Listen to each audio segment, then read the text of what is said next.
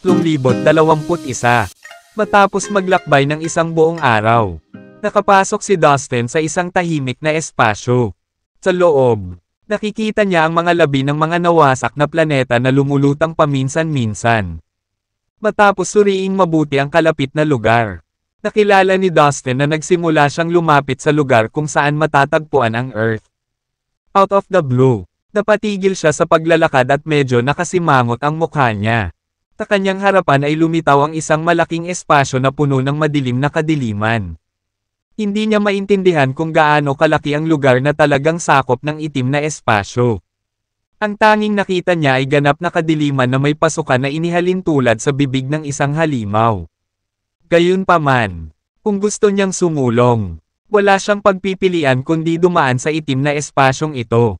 Well, parang malapit na ako sa pinakaunang mapanganib na lugar na narinig ko, ang Dark Zone. Bulong ni Dustin. Ayon sa mga lumang gawa ng panitikan at mula sa mga karanasan ng ibang tao, ang isang tao ay talagang makakatagpo ng ilang mga mapanganib na lugar bago sila makatapak sa Earth. Walang nakakaalam kung kailan at saan eksakto sila tatakbo sa mga lugar na ito. Ang iba't ibang tao ay maaaring hindi makabunggo sa parehong mga lugar. Ang madilim na zonang ito ay isa sa mga pinakatanyag na lugar na puno ng panganib. Maraming mga tao na gustong tuklasin at makipagsapalaran sa Earth ay hindi kailanman nabigo na makatagpo ito. Ito ay hindi eksakto ang pinakamapanganib. Ngunit maraming mga tao ang namatay dito mula noong sinaunang panahon. Sa mga pag-iisip na ito, hindi naglakas loob si Dustin na magpahinga. Nanatili siyang nakatutok sa buong oras habang papasok siya sa Dark Zone. Habang siya ay nasa madilim na lugar, nagulat siya nang malaman niyang humina ang kanyang espiritual na pakiramdam. Kahit na sa kanyang kasalukuyang malakas na espiritual na kahulugan, maaari lamang maramdaman ni Dustin ang mga bagay sa loob ng 20,000 metrong radius. Kung siya ay nasa isang normal na mundo, madali niyang maiintindihan ang mga bagay sa ilang daang milyong milya o higit pa. Sa kabutihang palad, mayroon pa siyang isa pang lihim na sandata sa kanyang arsenal, ang Eye of the Ghost Dome Ancestor. Agad na binuksan ni Dustin ang mata sa pagitan ng kanyang mga kilay. Ang mga sinag ng malamig na liwanag ay bumaril sa lahat ng direksyon nang imulat niya ang mata. Dahil dito, nakikita na ni Dustin ang mas malaking lugar sa paligid niya. Sa pamamagitan nito, patuloy siyang gumagalaw sa pakiramdam kaysa kanina. Gamit ang pinagsamang kapangyarihan ng Eye of the Ghost Dome Ancestor at ang kanyang espiritual na pakiramdam. Nararamdaman na niya ngayon kung ano ang nangyayari sa loob ng 40,000 metrong radius. Hindi bababasa. Maaari na siyang pumili ng mas ligtas na ruta habang binabagtas niya ang madilim na lugar. Kaunang 15 minuto. Maayos ang kanyang paglalakbay at walang anumang problema. Mukhang hindi naman ganoon kadelikado ang lugar na ito kaysa sa inaasahan ko. Ang kadiliman lang ang naging problema ko. Sa kabutihang palad, ang Eye of the Ghost Dome Ancestor ay malaking tulong kaya kitang-kita ko ang lahat ng malinaw. Ang mga ordinaryong tao ay talagang maliligaw dito. Bulong ni Dustin habang nagpapakawala ng buntong hininga. Gayunpaman, biglang may nangyaring hindi inaasahan. Isang sinag ng liwanag ang lumitaw sa kadiliman ng wala saan. Ang liwanag ay tila kasing kapal lamang ng isang hibla ng buhok at ilang pulgada ang haba. Pagkatapos, unti-unti itong lumaki. Hindi nagtagal ay lumaki ito sa laki ng isang maliit na daliri. At unti-unting dumobble ang laki. Ang haba nito ay nadouble din kalaunan. At ang liwanag ay nagsimulang lumiwanag sa buong kalawakan. Ito ay isang puwang sa espasyo. At ito ay malapit ng sumabog bukas. Bulalas ni Dustin na natigilan sa nakita. Habang maingat niyang pinagmamasdan ang nagtatakang mga mata, patuloy na lumalawak ang sinag ng liwanag. Pagkatapos, naging hugis ito ng isang malaking mata na malapit ng lumabas. Napakalaking kapangyarihan ang bumuhos mula sa liwanag. Mabilis itong kumalat at naging sanhi ng pagbagsak ng espasyo. Parami ng parami ang mga pira-pirasong espasyo ang lumitaw habang ang puwersa ng liwanag ay patuloy na sinisira ang madilim na espasyo sa napakabilis na bilis. Nang mapansin ni Dustin na nagsisimula ng gumuho ang lugar kung saan siya nakatayo. Agad niyang na-activate ang omnipotent lightness at mabilis na lumabas sa lugar.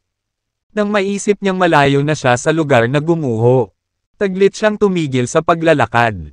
Nakita niya na ang lugar kung saan siya kanina ay putol-putol na dahil sa siwang ng espasyo. Malapit na iyon. Napabuga ng hangin si Dustin habang bumibilis pa rin ang tibok ng puso niya dahil sa gulat.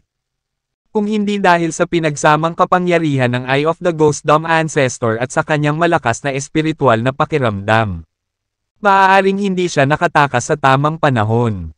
Sa kanyang patuloy na pagtawid, siya ay nailagay sa parehong sitwasyon ng higit sa isang beses. Buti na lang at nakatakas din siya sa takdang panahon at naiwasan siyang masaktan. Matapos ang 3 hanggang 4 na araw ng tuloy-tuloy na paglalakbay, isang mahinang liwanag ang biglang lumitaw sa kanyang harapan. Nagkaroon ng isa pang puwang na puwang.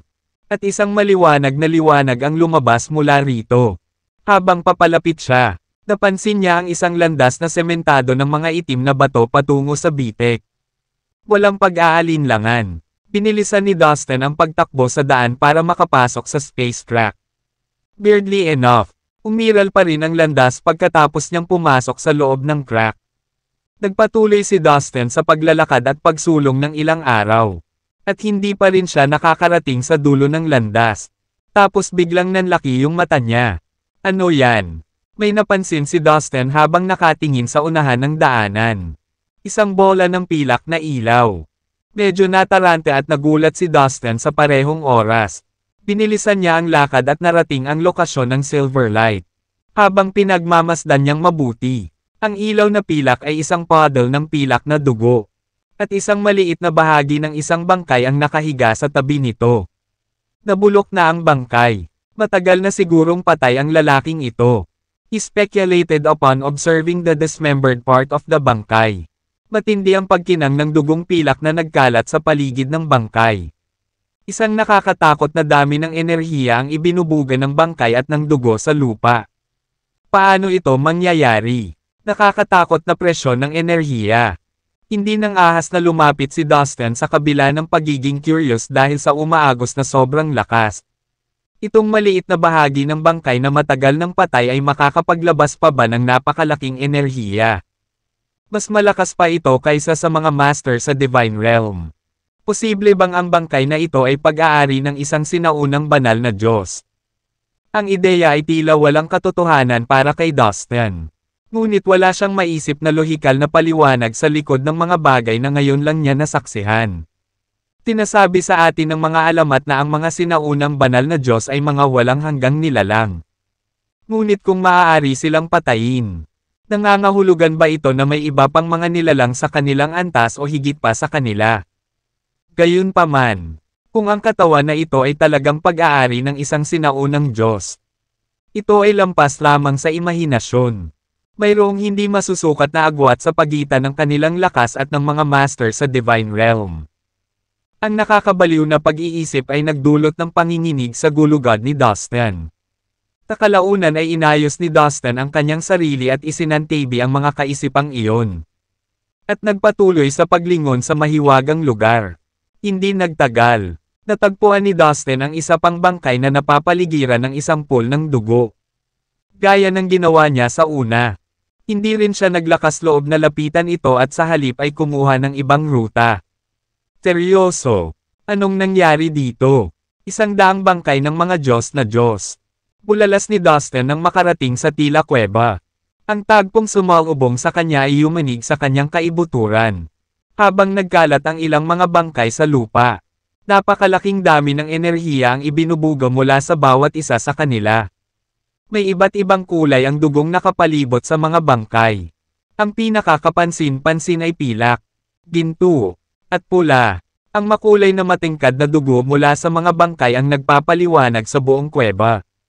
Ang tambak ng mga bangkay ay dapat na gumawa ng eksena na kahindik-hindik. Ngunit ang ningning ng kanilang dugo ay tila isang marilag na tanawin. Ano ba ang lahat ng ito? Huwag mong sabihin sa akin na ang mga katawan na ito ay talagang pag-aari ng mga sinaunang banal na Diyos. Ngunit naisip ko na ang mga banal na Diyos ay mga walang hanggang nilalang. Paano silang lahat namatay sa puwang na ito? Pinatay ba sila ng ibang grupo ng mga suprimong nilalang? O nag-away ba sila sa isa't isa? Masasabi lang ni Dustin kung ano ang aktwal na nangyari sa lugar na iyon. Tinitigan niya ang mga sirang katawan sa loob ng kuweba. Nakaramdam ng kasuklam-suklam at takot nang maramdaman niya ang napakalaking enerhiya sa paligid niya. Maghintay lang ng saglit. May determinasyon si Dustin na ay bypass na lang at iwan ang kuweba. Ngunit may naisip siyang bigla. Mayroong napakalaking posibilidad na ito ay dugo ng mga banal na Diyos. Nangangahulugan ito na naglalaman ang mga ito ng hindi maisip na dami ng enerhiya. Dagdag pa, malamang na mayroon sila ng asensya ng mga batas ng kalikasan na alam nila. Ito ay malawak na kilala na ang mga banal na Diyos ay isang hindi masisira na pag-iral.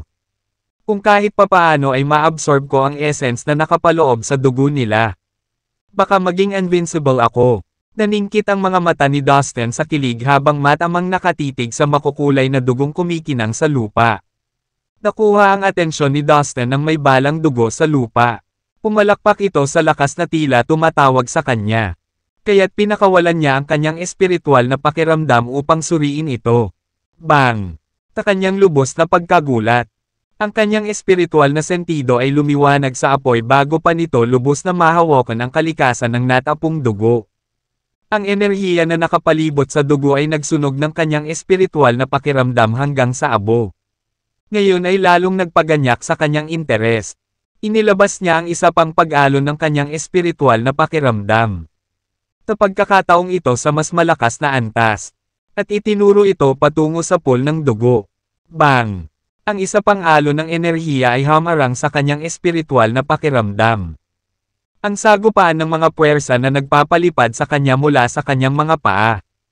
Malakas siyang dumaong sa isang sulok. Nataman ang batong pader ng kuweba. Ano ba? Ilang saglit. Nakaramdam ng kaunting kawalan si Dustin nang mahuli siya. 2 beses na ngayon. Ito ay isang pool lamang ng dugo. Hindi ako makapaniwala na nagawang patumbahin ako nito. Kung wala, suportado lamang nito ang kanyang pag-aakalang ang mga sirang bangkay na nakatambay sa kanyang harapan ay tiyak na pag-aari ng napakalakas na nilalang. Kung ang dugong iniwan nila ay mayroong napakalakas na enerhiya. Kahit na ang mga master ng Divine Realm ay malamang na hindi magkakaroon ng pagkakataon laban sa mga patay na mandirigmang ito. Ang mga katawan na ito ay maaaring pag-aari ng mga sinaunang banal na Diyos. Bulong niya sa sarili. Mas naging sigurado siya dito sa bawat sandali na lumilipez. Siya ay may karagdagang mga katanungan. Siyempre, ngunit doon at pagkatapos, siya ay maaaring makabuo ng walang ibang makatwirang paliwanag. Ano pang nilalang ang posibleng mas makapangyarihan kaysa sa isang sinaunang Diyos na Diyos? Inihanda niya ang sarili para sa gawaing kinakaharap. Tinubukan niya ang iba't ibang paraan upang kontrolin at makuha ang enerhiya na nilalaman ng dugo. Ngunit nabigo sa bawat pagkakataon. Hindi nagtagal ay natagpuan niya ang kanyang sarili na puno ng mga pasa. Siya ay pagod. Ngunit hindi pa rin malapit sa pagtagos sa energy barrier ng natitirang dugo. Ang tanging naipakita niya sa kanyang mga pagsisikap ay isang nakamamatay na aksidente kung saan ang isang sirang divine ruling chain ay lumipad palabas mula sa isa sa mga bangkay at naputol ang katawan ni Dustin sa kalahati. Nakabutihang palad para sa kanya. Natutunan niya ang Phoenix Nirvana skill. Dali-dali niyang ginamit ang pamamaraan at ibinalik ang kanyang sarili mula sa malapit na kamatayan. Kalimutan mo na ta. Umiling siya at inayos ang sarili. Mukhang walang paraan para makuha ang enerhiyang ito. Tumalikod siya. Naglalayong magpatuloy sa kanyang paglalakbay at kalimutan ang nakakadismaya na episode na ito. Nakailang hakbang pa lang siya bago niya napansin ang isa pang bagay na nagpatigil sa kanya. Ano? Iyon ay, sa paligid ng isang siwang sa kalawakan. Hindi mabilang na mga tuldok ng liwanag ang lumulutang sa paligid. Na tila 12-12 ng mga alitap-tap. Nanatiling tahimik si Dustin habang ang maliliit na maliliwanag na tuldok ay lumipad sa kanya. Pagkatapos ay binuksan niya ang mata ng Ghost Dome Ancestor upang maingat na tingnan ang mga ito. Malabo niyang naramdaman na may nangyayaring nakakatakot sa mga bolang ito ng liwanag. Ito ay medyo kakaiba, siya murmured sa kanyang sarili. Nang muli niyang tingnan ang isa sa mga nagniningning na tuldok, natuklasan niya na naglalaman ito ng napakalalim na orihinal na enerhiya. Naintriga. Inilabas niya ang isang alon ng kanyang espiritual na kahulugan upang madama ang tuldok. Halos kaagad, naramdaman niya ang isang marahas na panginginig sa kanyang kaluluwa.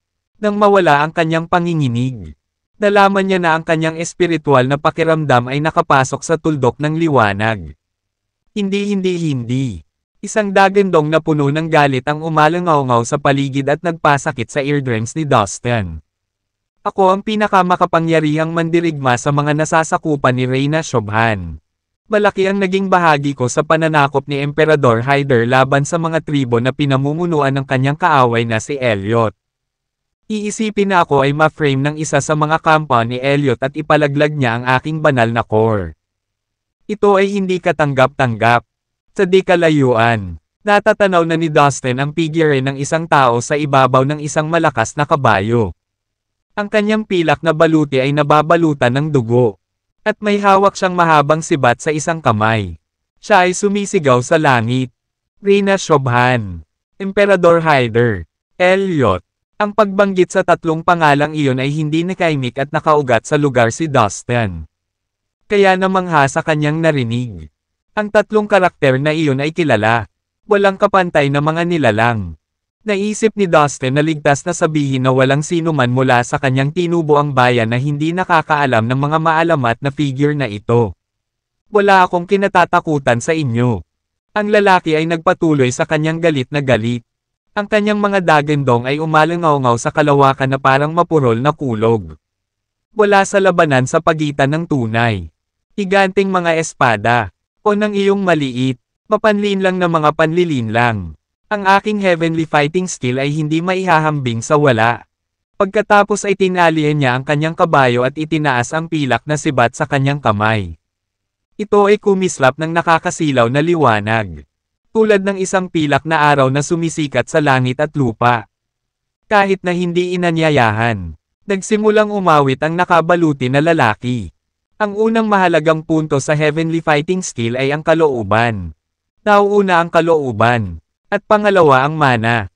Siguro pinag-uusapan niya ang tungkol sa maalamat na kasanayan sa pakikipaglaban ng banal na Diyos. Dustin murmured.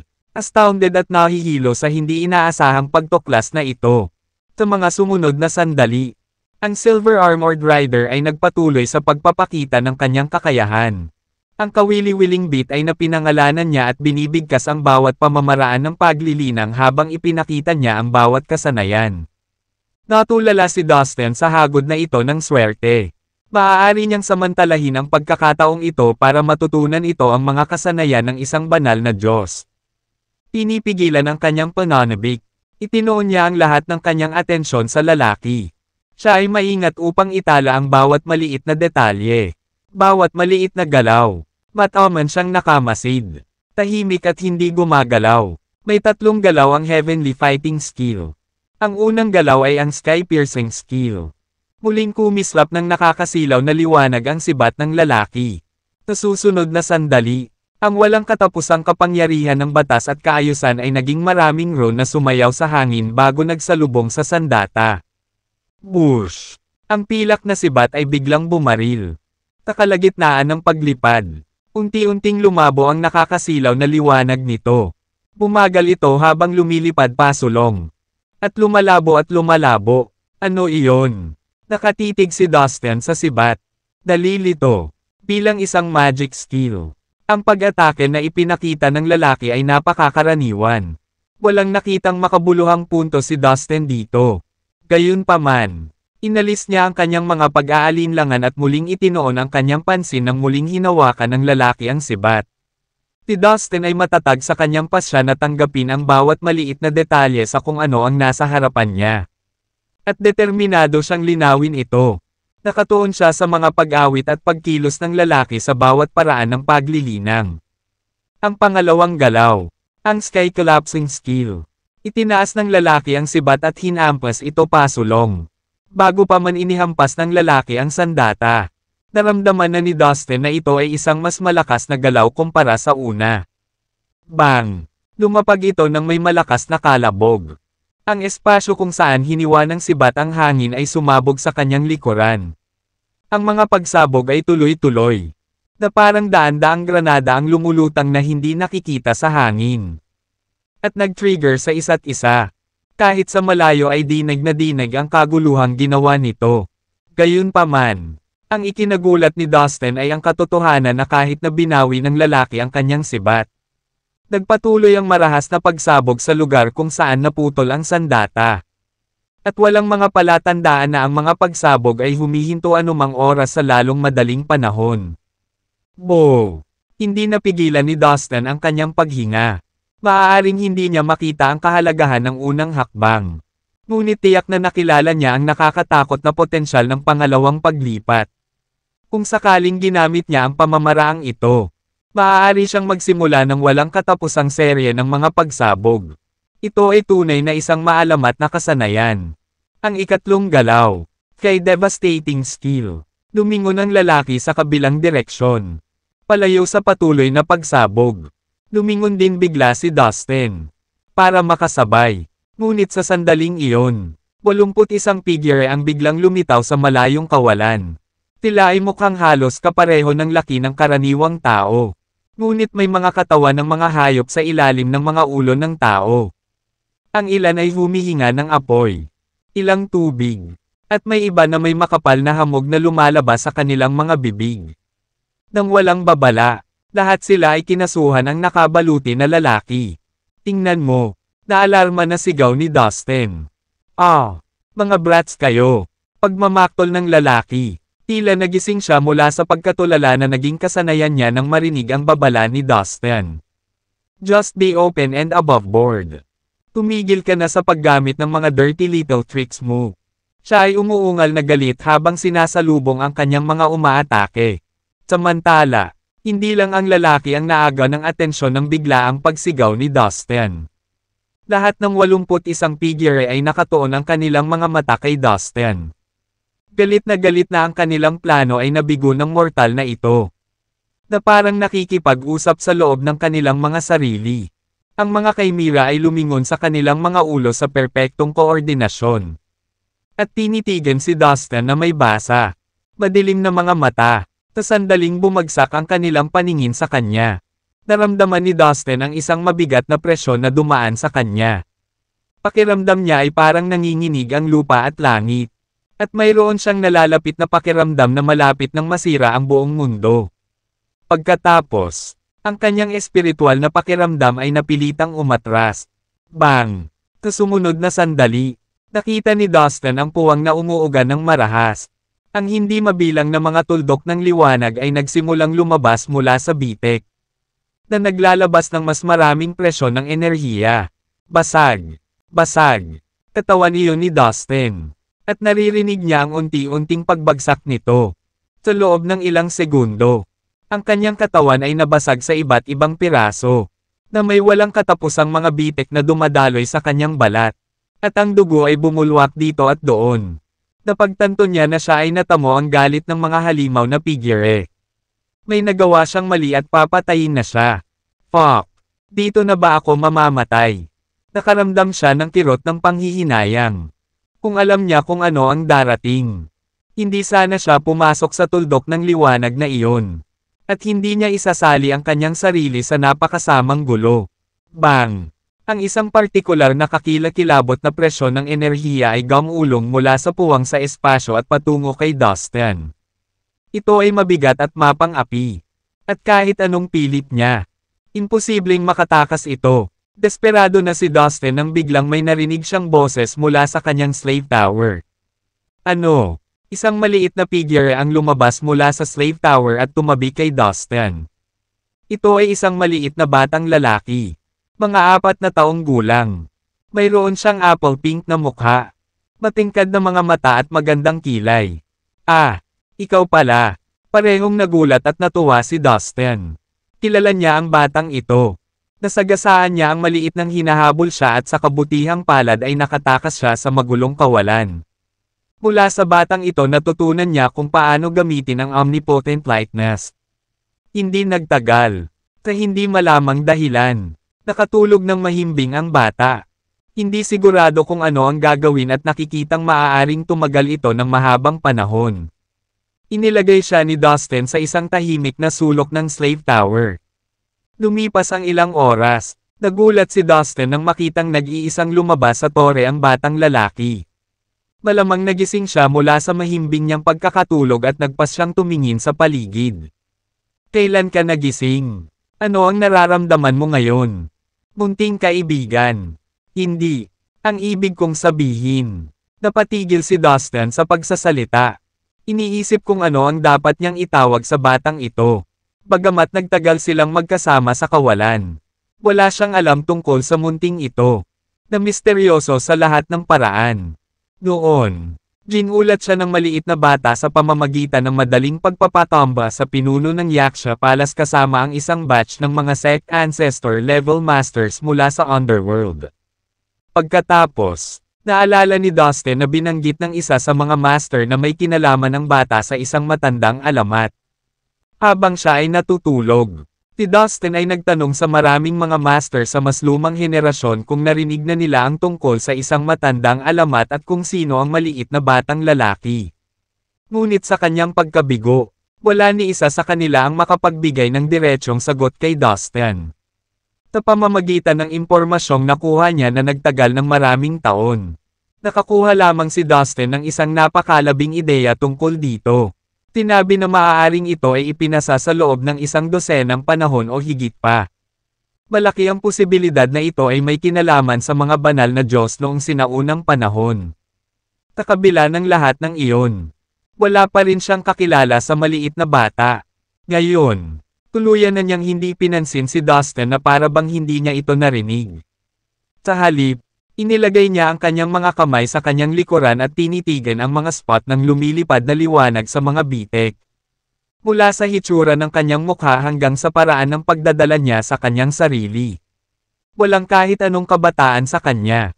Siya ay kumilos ng higit na parang isang matalinong tao na nakaranas ng maraming bagay sa buhay at nakita ang pagbabago ng panahon. Nakapagtataka na ang napakalaking enerhiya na dumidiin kay Dustin ay nawala ng walang bakas. Sa sandaling tumabi sa kanya ang batang lalaki. Matapos ang ilang taong pagtulog. Ang batang lalaki ay tila ibang-iba kay Dustin. Bigla niyang naalala ang sinabi sa kanya ng batang lalaki bago siya nakatulog. Tinabi niya na madalas siyang nakatulog ng mahaba. Kapag nagising siya, wala siyang maaalala tungkol sa nangyari noon. Gaano man ito kahalaga, ang kanyang memorya ay uri ng bumalik sa square one. Muli, hulaan mo nagsasabi siya ng totoo. Naisip ni Dustin ang minsang sinabi sa kanya ng bata. Ito ay isang nakakabigo kondisyon. Tinitigan ng bata ang mga siksik na tuldok ng liwanag ng ilang sandali. At pagkatapos ay bumantong hininga ng mahaba at mabigat. Iniunat niya ang kanyang kamay at marahang iginala ang mga ito pasulong. Agad, ang lahat ng mga light spot sa crack ay lumabo at bumagal. Pagkaraan ng ilang oras, ang mga spot ng liwanag ay ganap na tumigil sa paggalaw. Lutang lang sila ng walang patutunguhan sa bitek na parang mga bituin sa madilim na kalangitan. Sino ka at anong ginagawa mo dito? Masyadong delikado ang manatili dito. Maaari kang mamatay anumang oras. Sa wakas ay bumaling kay Dustin. Ang batang lalaki. Na bahagyang itinuro. Sa sandaling ito, nalaman ni Dustin na ang kanyang paraan ng pagsasalita ay hindi na tulad ng isang walang muwang na batang lalaki tulad ng dati. Siya ay nagsasalita tulad ng isang elder na may napakataas na ranggo. At si Dustin ay isang junior lamang sa kanya. Sir, mukhang nakalimutan mo na talaga ako. Hindi mo ba ako natatandaan? Tanong ni Dustin at kasabay nito. Pinaandar niya ang kanyang espiritual na sentido. Isang alon ng impormasyon ang sumugod sa kanyang soul sea. Na hindi nagtagal ay naging holographic projection sa harap ng bata. Halos sigurado siyang kausap niya ang isang maalamat na Grandmaster noong sinaunang panahon. Kaya hindi na siya nang ahas na tawagin itong little boy muli. Malinaw na ipinakita sa mga projection ang maikli ngunit mahalagang oras na magkasama silang dalawa. Ipinakita rin nila na, bago makatulog ang bata, binigyan niya si Dustin ng isang piraso ng impormasyon sa pamamagitan ng kanyang espiritual na kahulugan. Hiniling niya kay Dustin na itago ito para sa kanya. Kung wala siyang maalala sa nangyari pagkagising niya, ipapakita iyon ni Dustin sa kanya para tulungan siyang maibalik ang alaala niya at maalala kung sino si Dustin. Salamat, naalala ko na. Mukhang nakatadhana na talaga tayong magkita. Tumango ang bata pagkatapos niyang tingnan ang mga larawan. Pinaplano mong bumalik sa Earth sa pamamagitan ng space passage na ito. Hindi ba? Tanong ng bata na may katahimikan. Ako po sir. Matapat na sagot ni Dustin. Mabuti. Bago ka umalis, gusto ko munang bigyan ka ng payo.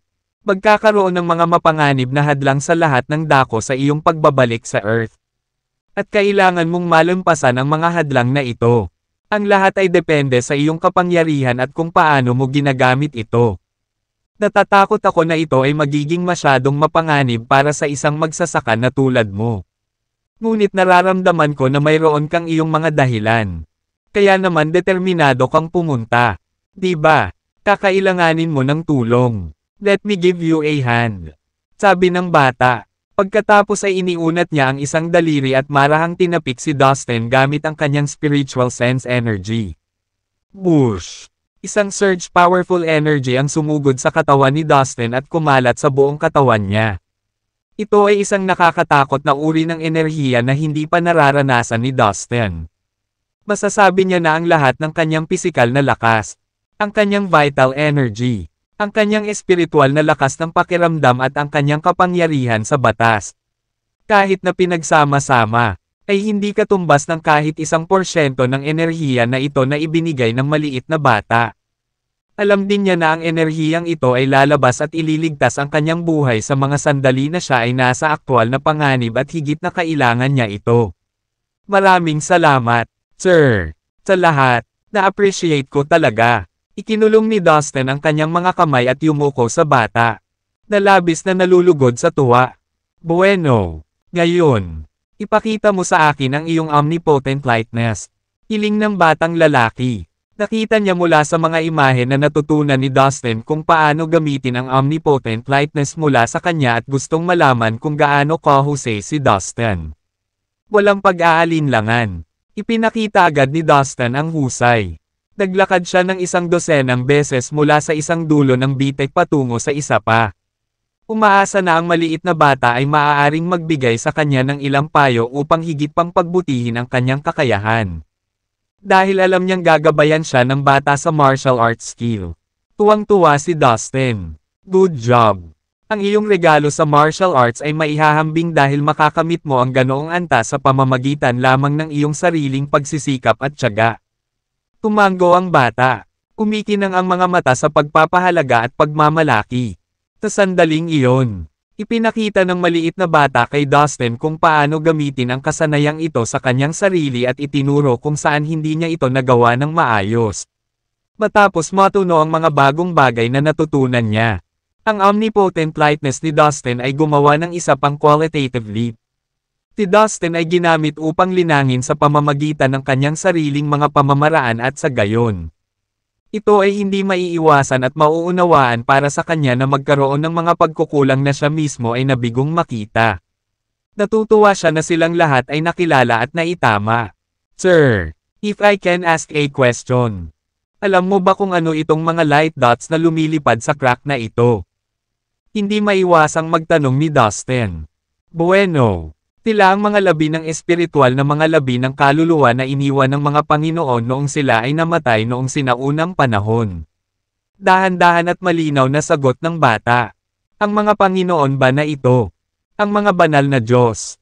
Tanong ulit ni Dustin na lalong napukaw ang kanyang curiosity. Divine gods? Well, sort of, I suppose. Sabi ng bata na may matamis na ngiti sa labi. Ang mga labi ng mga espiritual na kaluluwa na iniwan ng mga banal na Diyos noong sinaunang panahon. Nawala nang masabi si Dustin. Idinikit niya ang kanyang mga mata sa hindi mabilang na mga light spot na lumulutang sa paligid na parang mga alitap-tap sa siwang na daanan.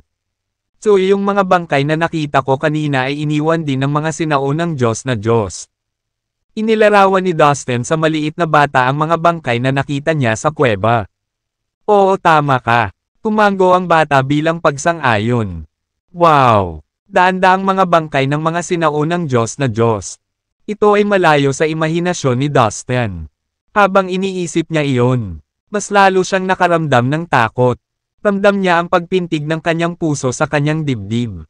Nagtataka siya kung paano napunta ang mahigit 100 sinaunang Diyos sa kuweba. Sige, alis na ako. Ingatan mo ang sarili mo. Maaaring nalilito ka ngayon. Ngunit mauunawaan mo balang araw kapag ang iyong cultivation base ay umabot sa isang tiyak na antas. Hindi ito mangyayari sa magdamag. Kaya pasensya na, walang saysay kung sasabihin ko sa iyo ngayon. Napailing ang maliit na bata kay Dustin. Nakitang gusto pa nitong magtanong. Bago pa man makapagsalita si Dustin o magpakita ng pasasalamat sa kanya. Umakbang pasulong ang bata, at ang mga alon ng oras at espasyo na nagbabagong puwersa ay bumagsak sa siwang. Kasunod na segundo, nawala ang maliit na bata. Tila nag-teleport siya sa ibang espasyo. Sir, hindi mo pa sinasabi sa akin ang pangalan mo. Wait lang. Tigaw ni Dustin sa lugar kung saan nawala ang bata. Maaaring magkaroon tayo ng pagkakataong magkita muli sa hinaharap. Ang boses ng bata ay mahinang pumasok sa pandinig ni Dustin na para bang nanggaling sa malayong lugar. Ang isang matamis na panaginip ay maaaring tumagal ng 1 bilyong taon. Bulong ni Dustin habang nakatingin sa direksyon kung saan nawala ang bata. Napakahiwaga ng pinanggalingan ng batang lalaki. Ngunit dahil hindi pa siya handang magbahagi ng ganoong klase ng impormasyon. Nahulaan na lamang ni Dustin kung ano ang kanyang background at kasaysayan. Umaasa na lang siya na balang araw. Magkikita silang muli, at baka sakaling. Ipaalam ng bata kay Dustin. Ito ang mga sirang piraso ng mga espiritual na kaluluwa na iniwan ng mga sinaunang Diyos na Diyos. Nakatitig sa mga siksik na light spot na lumulutang sa hangin sa daanan sa spacecraft. Nabigla pa rin si Dustin. Kailangan niya ng oras para ay proseso ito. Ayon sa alamat, ang mga sinaunang Diyos na Diyos ay walang kamatayan at hindi nasasire. Gayunpaman, ilang kadahilanan na hindi alam ng karamihan sa mga nilalang. Maraming mga Diyos ang namatay dito. Maaaring noong sinaunang panahon. Nagkaroon ng matinding digmaan sa mga banal na Diyos dito. Napaisip si Dustin. Sa kanyang opinyon, isang banal na Diyos lamang ang maaaring pumatay ng isa pang banal na Diyos. Hayaan mo na. Kalimutan mo na. Gaya nga ng sinabi ng batang iyon. Ang lakas ko ay hindi hanggang sa ganoong antas. Ang kaalamang ito ay walang silbi sa akin sa ngayon. Sa kalaunan, umiling lang si Dustin at iniwasan ang mga light spot. Patuloy na sumusulong ng may pag-iingat. Bago umalis ang bata, binigyan niya ng mahigpit na tagubilin si Dustin na huwag hawakan ang mga light spot. Una, ang paglayo sa mga light spot ay isang kilos na nagpapakita ng paggalang sa namatay. Pangalawa at higit sa lahat, kung muli niyang guluhin ang mga sirang espiritual na kaluluwa ng mga Diyos na ito at guguluhin sila. Ang mga kahihinatnan ay magiging napakaseryoso. Kahit na bumalik ang maliit na bata upang tulungan siya. Napakahirap para sa kanila na patahimikin at aliwin ang mga kaluluwa. Sa pag-iisip na iyon, hindi nang ahas si Dustin na pukawin muli ang alinman sa mga light spot. Sa kabutihang palad, natutunan ni Dustin ang 2 banal na kasanayan mula sa kanyang pakikipagsapalaran sa lugar ng mga light spot. Sa oras na iyon, ang Armored Rider, na nag-claim na siya ang pinakamagaling na mandirigma ni Reyna Shobhan, ay nagpakita ng 2 galaw ng heavenly fighting skill, na talagang ang fighting skill ng Divine God. 1/3. Ang medyo ikinadismaya ni Dustin ay 2 lang sa 3 galaw ang natutunan niya bago siya naputol. Kung nagawa niyang makabisado ang pangatlo, perpekto na sana ito. Maya-maya, lumabas si Dustin sa daanan ng spacecraft at pumasok sa isang bahagi ng espasyo na pinangungunahan ng galit na umaalulong na hangin. Ang mga fragment sa bahaging ito ng kalawakan ay nagtagpo sa isang kakilakilabot na bagyo at sinipsip ang lahat. Bago hinaypan ang mga ito sa alikabok ng kalawakan. Sa kabutihang palad, ang lakas ng enerhiya na ibinibigay ng bata ay bumulwak sa katawan ni Dustin at hinaranggan ang mga space-time cyclone. Mahusay na protektado. Dumaan si Dustin sa lugar na ito ng ligtas at walang pag-aalala. Pagkatapos nito, pumasok siya sa isang seksyon ng espasyo na puno ng mga ilusyon. Kahit saan siya tumingin, maraming bahaghari sa iba't ibang laki ang bawat isa na mas maganda kaysa sa huli. Matingkad na makulay ang mga bahaghari na ito. Gayunpaman, sa mata, napakahirap sabihin na ang mga bahaghari na ito ay hindi hihigit sa kaila-hilakbot na mga ilusyon. Kapag ang mga nilalang mula sa labas ay nang-ahas na pumasok sa bahaging ito ng kalawakan, maaari silang angkinan ng mga ilusyong ito anumang oras. Minsan, nisisiraan ng bait ang mga tao sa hindi maipaliwanag na histerya hanggang sa bumagsak sila. Minsan, ito ay ganap na sisira sa mga kaluluwa ng mga tao at mas masahol pa. Ang kanilang mga kaluluwa kasama ang kanilang mga katawan. Gayunpaman, ang mga bahaghari na ito ay ilang uri ng espiritual na enerhiya kung tutuusin. Matapos ilabas ni Dustin ang espiritual na puno at ang espiritual na dragon, nakuha niya ang isang malaking bilang ng mga ilusyon ng bahaghari, na nagpahusay sa kanyang espiritual na lakas ng pakiramdam. At nang buksan niya ang kanyang Eye of the Ghostdom Ancestor, nalaman niyang kaya rin niyang harapin ang mga ilusyon. Kaya naman, nalampasan ni Dustin ang espasyo ng ilusyon na ito ng mahinahon at walang pangyayari. Nang walang anumang insidente, gayunpaman, hindi ito ang huling hamon. Pagkatapos noon, mas maraming balakid ang kanyang nakilala. Bawat isa ay mas taksil kaysa sa huli.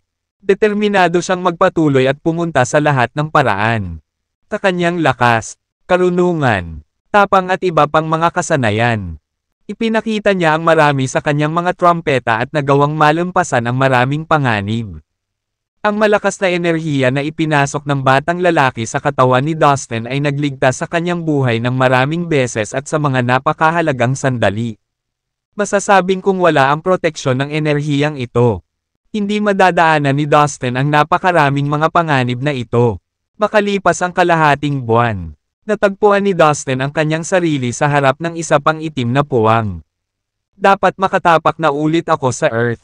Sa lalong madaling panahon. Ang mga banal na Diyos noong sinaunang panahon ay gumugol ng maraming oras at mga mapagkukunan upang mag-set up ng napakaraming mga hadlang.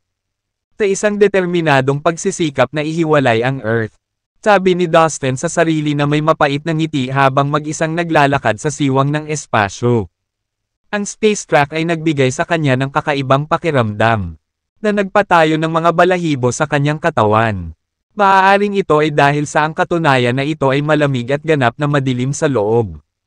Gayunpaman, naisip ni Dustin na maaaring iba ito. Isa pa, naririnig ni Dustin ang sarili niyang mga yabag. Ang tibok ng puso niya at pati ang dugong dumadaloy sa sarili niyang katawan. Iyon lang dahil napakatahimik ng lugar na ang tunog ng pagbagsak ng pin ay maaaring umalangaw-ngaw sa buong siwang na parang isang higanteng kampana. Napakatahimik noon na mararamdaman ng isa ang lahat sa loob ng kanyang sarili. Biglang, sa ganap na kadiliman, isang berdeng apoy ng multo ang lumitaw sa harap ni Dustin. Sa sobrang biglaan ay hindi nakapag-react si Dustin at muntik na itong masagasaan. Sa tila isang napakaitim, napakalalim na hukay, kung biglang lumitaw ang isang tipak ng apoy ng multo mula sa asul, na lumulutang sa hangin. Walang sino man ang makakapag-react sa oras. Sa paglipas ng panahon, mabilis na umatras si Dustin at sabay na pinakawala ng espiritual na puno at ang espiritual na dragon. Gayun din, inactivate niya ang Eye of the Ghostdom Ancestor at naka-full alert. Kung titingnang mabuti, malalaman niya na ang berdeng apoy ay isang aparisyon ng isang kalansay na kamay na may mahabang mga kuko. Ang buong berdeng apoy ay nasusunog ng maliwanag at tahimik. Nakabitin sa hangin. Ang buong eksena ay mukhang masama at hindi kaaya-aya. Hindi nang ahas si Dustin na pukawin ang apoy at sinubukang lampasan ito. Pagkatapos ay tila lumiwanag ang lugar. Nang makita niya ang parami ng mga putol na buto sa daanan mga bungo. Tadyang, gulugod at iba pang mga buto na may iba't ibang laki. Hindi niya alam kung saang hayop kabilang ang mga buto. Lumutang sila sa hangin. Nababalot ng parehong berdeng apoy. Siyempre, ang mga buto ay hindi nasusunog dahil mayroon silang phosphorus, tulad ng apoy ng multo sa libingan. Hindi alam ni Dustin kung ano ang nangyayari. At nagsimula siyang makaramdam ng takot. Ang mga bagay na ito ay sobrang lamig. Na nagpapalamig sa kanya mula ulo hanggang paa. Ang mga lumulutang na bungo at iba pang bahagi ng kalansay ay nagsisilbing mga ilaw na papunta sa pinakamadilim na impyerno. Na tumatama sa daan ng kamatayan.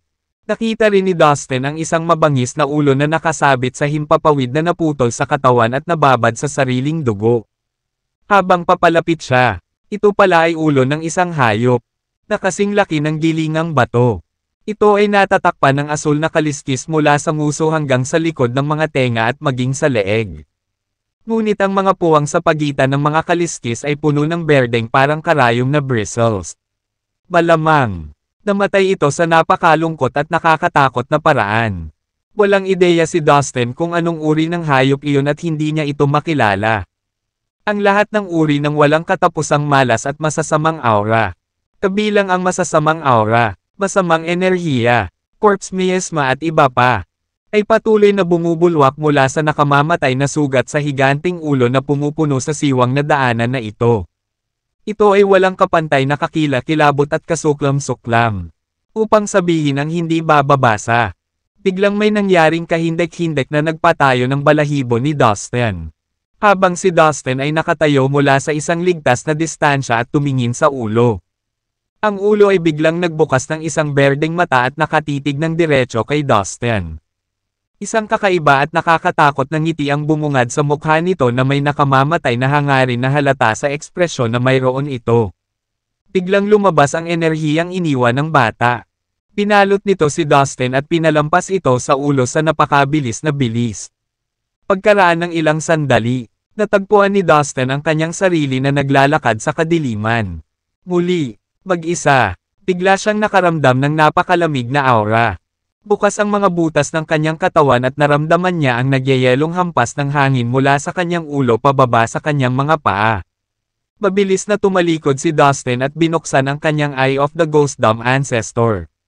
Bagamat wala siyang nakita o narinig sa likuran niya, sigurado siyang may kung anong humaplo sa kanyang likuran. Para sa isang sandali, ang kapaligiran ay lubhang kakila-kilabot. Walang lakas ng loob na huminto si Dustin. Pinilisan lang niya ang takbo. Hindi naglakas loob na lumingon. Gayunpaman, hindi nagtagal ay biglang nanigas ang katawan ni Dustin. Isang bagzo ng malamig na hangin ang umihip mula sa likuran at pagkatapos ay nakaramdam ng lamig ang kanyang leeg. Na para bang may umiihip ng malamig na hangin sa kanyang leeg. Sa isang iglap, nagka-goosebump si Dustin sa buong katawan. Nakakakilabot na halos parang nakuryente siya. Bush! Tumalikod si Dustin sa abot ng kanyang makakaya. Pero wala sa likod niya. Tahimik lang. Parang walang nangyari. Ang nakakatakot na nagyayelong bagzo ng hangin ay nawala. Oh my God! Aswang bate. Hindi. Sa aking kapangyarihan at lakas. Hindi ko kailangang matakot sa anumang mga multo. Gayunpaman, nanginginig ang anit ni Dustin. Si Dustin ay hindi natatakot sa mga multo o zombie dahil maaari niyang patayin ang mga ito sa isang tibok ng puso. Ito ay ligtas na sabihin na may napakakaunting mga bagay sa mundo na maaaring matakot sa kanya. Pero ang nakakapagtaka, naramdaman niya ang lamig na gumapang sa kanyang gulugod. Nang maramdamang may mali, isinaaktibo niya ang omnipotent lightness habang nagmamadali siyang sumulong ng buong bilis. Habang nasa daan, hindi napigilan ni Dustin ang pakiramdam na may sumusunod sa kanya. Maya't maya'y dumampi ang malamig na hangin sa kanyang leeg. Kung minsan, naramdaman pa niya ang malamig na kamay na dumampi sa batok niya. Kaya nanginginig siya sa takot. Naramdaman ni Dustin na parang may nakasabit sa likod niya, na nagpabigat sa kanya. Hindi niya maalis sa mahabang panahon ang pakiramdam na ito. Para siyang may bitbit na solidong bloke ng yelo. Mabigat at malamig. Haha, isang malupit na tawa ang umabot sa kanyang tenga. Damn it, dapat pinagmumultuhan ng mga multo ang lugar na ito. Bulong ni Dustin sa ilalim ng kanyang hininga. Nag-ipon ng lakas ng loob si Dustin at tumakbo sa abot ng kanyang makakaya. Kasabay nito, binuksan niya ang mata ng Ghost Dumb Ancestor. Ipinatawag niya ang espiritual na puno at espiritual na dragon at pinalutang ang mga ito sa itaas ng kanyang ulo tulad ng isang kalasag para sa proteksyon. Lumabas din ang kapangyarihan ng maliit na bata at binalot ang katawan ni Dustin para protektahan siya sa anumang pinsala. Halika na! Tinigil ni Dustin ang kanyang hininga at inilapat ang omnipotent light na sa buong lawak nito. Dahil dito, mabilis siyang gumalaw na parang multo at mahirap para sa mga tao na sundan ang kanyang paggalaw. Kakabila nito, hindi pa rin niya maalis ang kakaibang nararamdaman. Hindi niya napigilan ang pakiramdam na parang may humahabol sa kanya. Ang kaisipang ito ay patuloy na gumugulo sa kanyang isipan. Ngunit patuloy siyang sumulong nang hindi nagpapahinga kahit sandali. Pagkatapos ng 2 araw na tuwid na paglalakbay, isang mahinang liwanag ang biglang lumitaw sa dulo ng madilim na daanan. Nakarating na ba ako sa labasan? Sabi ni Dustin na may halong excitement at pananabik. Patuloy siyang gumagalaw patungo sa liwanag na ito. Sa bawat hakbang niya, unti-unting lumiliwanag ang liwanag. Walang alinlangan sa kanyang isipan na malapit na ang labasan. Bush! Sa wakas, sumugod si Dustin mula sa puwang sa espasyo at lumitaw sa isang espasyo. Sa likod niya ay isang napakalaking black hole. Parang bibig ng halimaw na lumulutang sa kailaliman ng kalawakan. Nakuha ko. Kaya ang espasyo kung saan matatagpuan ang Earth ay naputol mula sa labas ng universo. Tulad ng Immortal Endworld dati. Nangangatwiran si Dustin. Sa paglalakbay sa mga gilid ng universo. Marami na siyang napuntahan at nakakita ng maraming bagay. Marami siyang alam tungkol sa istruktura ng iba't ibang universo. Ang espasyo kung saan matatagpuan ang Earth ay nakahiwalay sa iba pang mga lugar sa universo. Ito ay isang piraso ng independenteng ngunit mahusay na napreserbang espasyo. Nangangahulugan ito na ang espasyo kung saan matatagpuan ang Earth ay parang isang maliit na mundo na nag-iisa. Ano ito? Lumingon si Dustin at tumingin sa black hole. Nagulat siya nang humarap sa kanya ang maraming berdeng mata na nakatingin sa kanya. Ngunit dahil madilim sa loob ng butas, hindi niya makuha ang malinaw na imahe ng mga ito. Napabuntong hininga si Dustin nang makita ang mahiwagang mga mata na ito. Noong nasa loob ako ng spacecraft, wala akong nakita. Ngayon napakaraming nilalang ang nakatingin sa akin. Patuloy akong tumatakbo sa spacecraft nitong mga nakaraang araw. Siguradong kanina pa nila ako pinagmamasdan. He speculated. Ang kakaibang pakiramdam na sinamahan niya sa kanyang paglalakbay ngayon ay may katuturan. Nakita ko yata ang mga multo.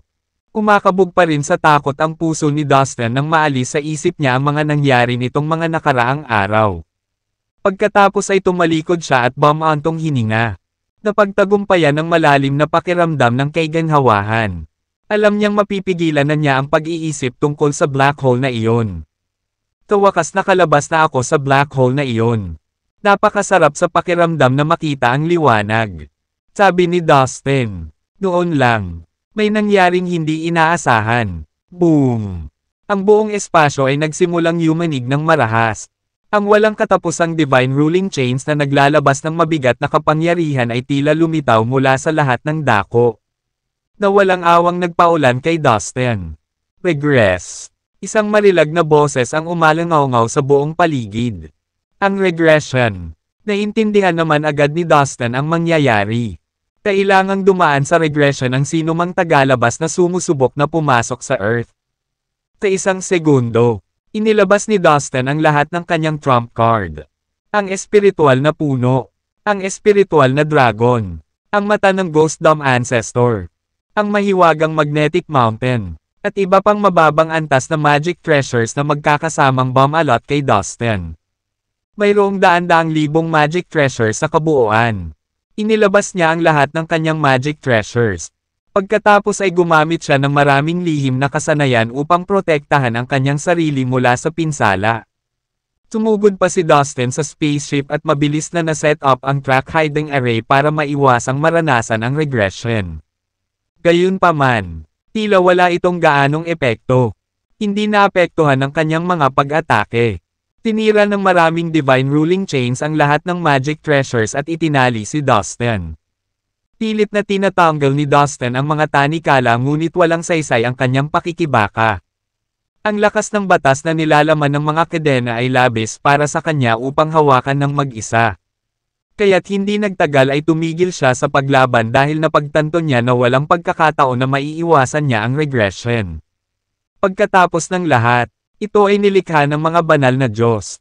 Ang Divine Ruling Chains ay patuloy na sumugod sa katawan ni Dustin at pinaghigpitan ang kanyang cultivation base. Di nagtagal, nalaman ni Dustin na ang kanyang vital energy realm ay nagsimulang mag-regress ng husto. At ang kanyang lakas ay humihina ng husto. Siya ay bumababa mula sa gininto ang immortal na antas. Ang tunay na immortal na antas at maging ang antas ng ninuno ng sekta. Ngunit ang bangungot na pagbabalik ay hindi lamang tumigil doon. Bagamat alam na ni Dustin na darating ito, nakaramdam pa rin siya ng kirot sa puso. Gumugol siya ng napakaraming oras at lakas sa paglinang at pagkamit ng kanyang kasalukuyang vital energy realm. Ngunit ngayon ay mabilis niyang nawala ang lahat. Makalipas ang isang oras, sa wakas ay natapos na ang regression. Ang premium na yugto ng Earth Realm. Oh, pare, niloloko mo ako. Nang maramdaman ang kanyang kasalukuyang vital energy. Napakagatlabi si Dustin sa pagkabigo. Mukhang may natitira pa akong pisikal na lakas.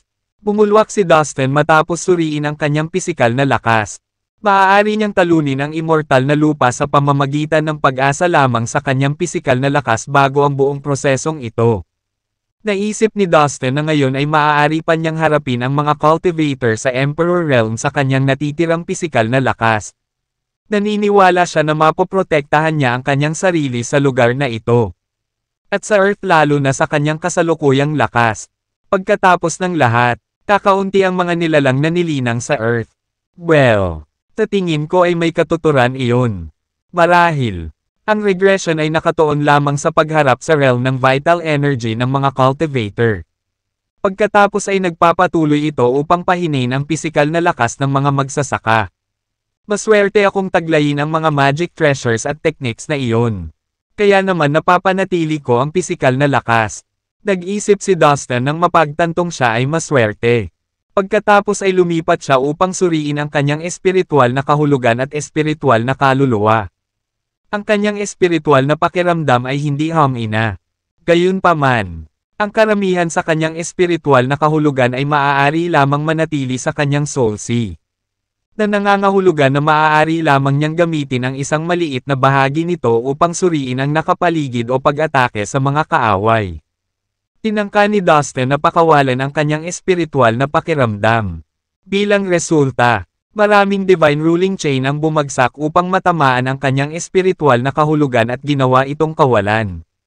Pagkatapos ng maraming pagtatangka, napagtanto ni Dustin na walang mangyayari basta't ilalabas niya ang parehong dami ng espiritual na pakiramdam na taglay ng Mysterious Realm Cultivator. Samantala, nalaman ni Dustin na ang espiritual na dragon at ang espiritual na puno ay hindi naapektuhan. Ngunit hindi niya sila matawagan sa isang labanan. Kung aalis sila sa kanyang soul sea, madudurog sila ng divine ruling chains. Ang sitwasyon ay hindi kasing sama ng inaakala ko. At least, walang buhay na nilalang sa lugar na ito ang makakasira sa aking espiritual na kaluluwa. Matapos suriin ng paulit-ulit ang sariling katawan, mas naging kalmado ang pakiramdam ni Dustin. Kahit na ang aking vital energy realm ay bumagsak sa pinakamataas na yugto ng Earth Realm. Maaari kong protektahan ang aking sarili sa aking natitirang pisikal na lakas at espiritual na pakiramdam. Kaya sa ganitong paraan, kahit anong mangyari dito, hindi ako mamamatay. Ang pinakamahalagang bagay ay ang makalabas dito ng buhay. Pang-aaliw niya sa sarili. Tinuri ni Dustin ang Eye of the Ghost Dumb Ancestor. At natuklasan na ang kapangyarihan nito ay humina ng husto. Ang lakas ng mata ay maliwanag na pinigilan ng hindi nakikitang batas ng kalikasan. Pero dahil naging bahagi na ito ni Dustin, hindi talaga ito nasaktan ng batas. Sa palagay ko ang Earth ay nasa paligid nito. Bulong ni Dustin habang pinag-aaralan ang paligid. Tumingin siya sa unahan sa walang hanggan. Itim na walang laman. Oh my God! Wow! Nanaginip ba ako? Paano ito naging posible? Nang lumingon si Dustin, napansin niya ang Big Dipper Cluster at ang Crepe Myrtle Cluster na milya-milya ang layo sa kanya. Ang nakita ng sarili niyang mga mata ay parehong nagulat at nagtaka sa kanya. Naglakbay ako sa mga mapanganib na lugar. At dumaan pa ako sa dalawang itim na spatial passage bago ako nakarating dito. Malayo raw dito ang Big Dipper. Bakit ko pa nakikita? Isip niya na may pagtataka sa mukha. Tumigil si Dustin sa pagmumuni-muni sa konstelasyon. Mukhang itinago ng mga sinaunang Divine God ang mga arrays at ang pinakamapanganib na mga hadlang sa gilid ng espasyo. Ngunit imposibleng makita ang mga ito. Ang kanilang lokasyon ay napakakubli na maaaring makita ng isang tao ang malayong espasyo sa pamamagitan lamang ng mga paghihigpit na iyon. Tuwing tatangkain ng mga tagalabas na tumawid sa kanila. Ang mga paghihigpit at ang mga mapanlinlang na bitag ay makikita at agad na mahuli ang mga ito. Kung iisipin, ang espasyo ay parang isang malinaw na lawa. Kitang-kita ng mga tao ang ilalim ng lawa. Ngunit kung plano nilang maabot ang benthic zone, o ang ilalim, kailangan nilang tiisin ang malaking presyon sa tubig. Pagmumuni-muni ni Dustin. Well, dapat ganoon. Bulong ni Dustin sa sarili. Sa makatuwid, ito ang parehong dahilan kung bakit nakikita ng mga tao sa Earth ang Big Dipper Cluster, ang Crepe Myrtle Cluster, at iba pang malalayong star cluster. Gayunpaman, imposible para sa kanila na tumungo sa mga kumpol ng bituin na ito. Mayroong maraming mga array at traps na arbitraryong nakaset up sa paligid ng kalawakan, na pumihil sa mga nilalang na umalis o makapasok sa lugar na ito. Well, mukhang ang susunod kong hakbang ay hanapin ang lokasyon ng Earth. Pagkatapos, inilabas ni Dustin ang spaceship. Pagkatapos ay napagtanto niya na ang kanyang kasalukuyang vital energy realm ay humihina na. At hindi niya ma-activate ang spaceship. Kakabutihang palad, ang spaceship ay maaaring lumipad ng walang anumang panlabas na puwersa. Pagkatapos ng lahat, ito ay isa sa mga nangungunang magic treasure sa 3,000 malalaking mundo at 3,000 maliliit na mundo. Swoosh! Ang barko ay nagsimulang pumailang lang sa kalawakan. Gayunpaman, nang walang panlabas na puwersa, lumipad ito ng mas mabagal. Ito ay isang magandang bagay na ang spaceship ay maaaring automatikong gumana. Kung hindi ko ito madadala sa natitirang vital energy ko. Sabi ni Dustin na may mapait na ngiti. Lumipas ang ilang araw. Wow! Solar system ba yan?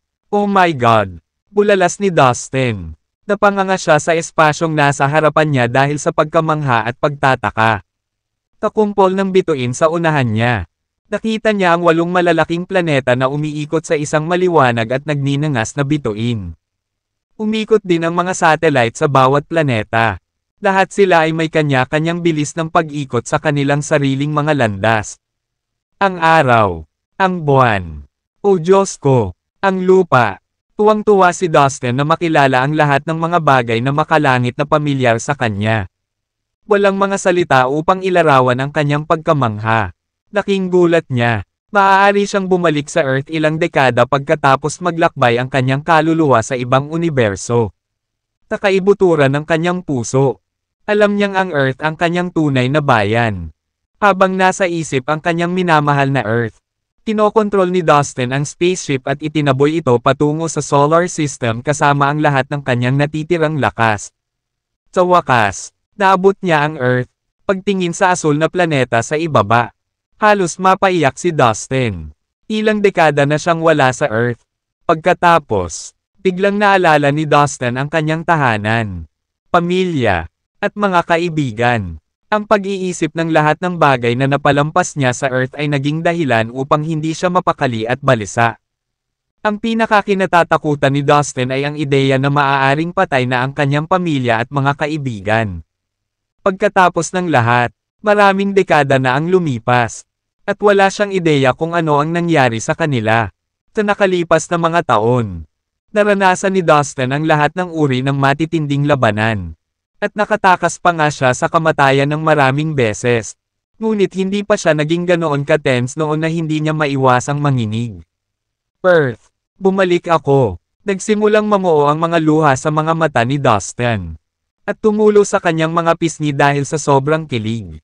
Mula sa malayo, Ang masaganang at magandang asul na planeta ay parang brilyante sa rough. Bush. Lumipad ang spaceship patungo sa Earth. Bago ito umabot sa atmosfera ng planeta, biglang lumitaw ang malalakas na hanay. Sa isang iglap, nakita ang spaceship. Kasabay nito, naramdaman ni Dustin ang isang mabigat na espiritual na pakiramdam na bumaril sa kanya upang suriin ang kanyang cultivation base. Noon lang niya napagtanto na maraming array sa ibabaw ng Earth para siyasatin ang lahat ng nilalang na gustong pumasok sa planeta. Ang mga tagalabas na napakalakas ay ipinagbabawal na pumasok sa Earth, o kung minsan ay pinapatay pa ng mga array. Ang mga sinaunang banal na Diyos ay tiyak na nagsagawa ng matinding pagsisikap sa pagprotekta sa Earth mula sa mga nanghihimasok. Isang malalim na buntong hininga ang pinakawala ni Dustin. Kahit na malayo sa espasyo kung saan matatagpuan ang Earth, ang mga banal na Diyos ay lumikha ng maraming mapanganib na mga bitag upang maiwasan ang paglapit ng mga encroach. Bukod dito, naglatag sila ng iba't ibang mga array sa paligid ng Earth upang subukan ang lakas ng isang tagalabas kung sakaling maging panganib sila sa mga nilalang sa planeta. Gayunpaman, ginawa nitong mahusay na nababantayan at naprotektahan ang Earth. Takabutihang palad, ang kasalukuyang vital energy realm ni Dustin ay nasa premium stage ng Earth realm. Kaya, pinahintulutan siyang pumasok sa Earth. Kung pinili ng mga lumang Diyos na talikuran ang Earth, bakit kailangan nilang gumawa ng matinding pagsisikap sa pagprotekta sa planeta bago umalis dito? Dahil ba ang Earth ay isa sa kanilang mga lugar ng kapanganakan at gusto lang nilang pangalagaan ang kanilang bayan? O dahil ba sa may mahalagang bagay sa Earth na gusto nilang pangalagaan? Haka-haka ni Dustin. Sa wakas, nakapasok na ang spaceship sa kapaligiran ng Earth. Dahil sa mga array sa ibabaw ng Earth, naging visible ang spaceship. Bilang isang resulta, ang mataas na bilis nito ay nagdulot ng isang marahas na alitan sa hangin. Nabahagyang nasunog ang sisidlan at nagdulot ng mga spark. Noon, malamig na ang gabi sa Earth. Ang buwan ay kumikinang ng maliwanag. Kasama ang maraming kumikinang na mga bituin sa kalangitan. Tingnan mo, isang shooting star. Wow! Hindi pa ako nakakita ng ganoon kagandang shooting star sa loob ng mahabang panahon. Napakaswerte natin na nakakita ng shooting star. Bilis, ipikit mo ang iyong mga mata. Kung hilingin natin ang shooting star, matutupad ito. Maraming tao sa Earth ang tuwang-tuwa nang makita ang spaceship na napagkamalan nilang shooting star. Tumingin si Dustin sa ibaba, at kinokontrol ang spaceship na dumaong sa malawak na hanay ng bundok. Narating ni Dustin ang spaceship sa isang makapal at masukal na kagubatan. Tinadya niyang pumili ng isang malabong lugar upang hindi mag-iwan ng anumang bakas at maiwasan ang hindi gustong atensyon. Pagkatapos, inalis niya ang spaceship at tumayo sa isang burol. Sa sandaling iyon, naramdaman ni Dustin na siya ay tunay na nakarating sa mundo. Isang pakiramdam na matagal na niyang hinahangad. Ngunit habang nakatayo siya sa kanyang sariling lupain, may kakaiba at hindi maipaliwanag na pakiramdam si Dustin. Ang kapangyarihan ng batas ng Earth ay tila kakaiba na kahit na sa kanyang mataas na base ng paglilinang sa batas at kaayusan.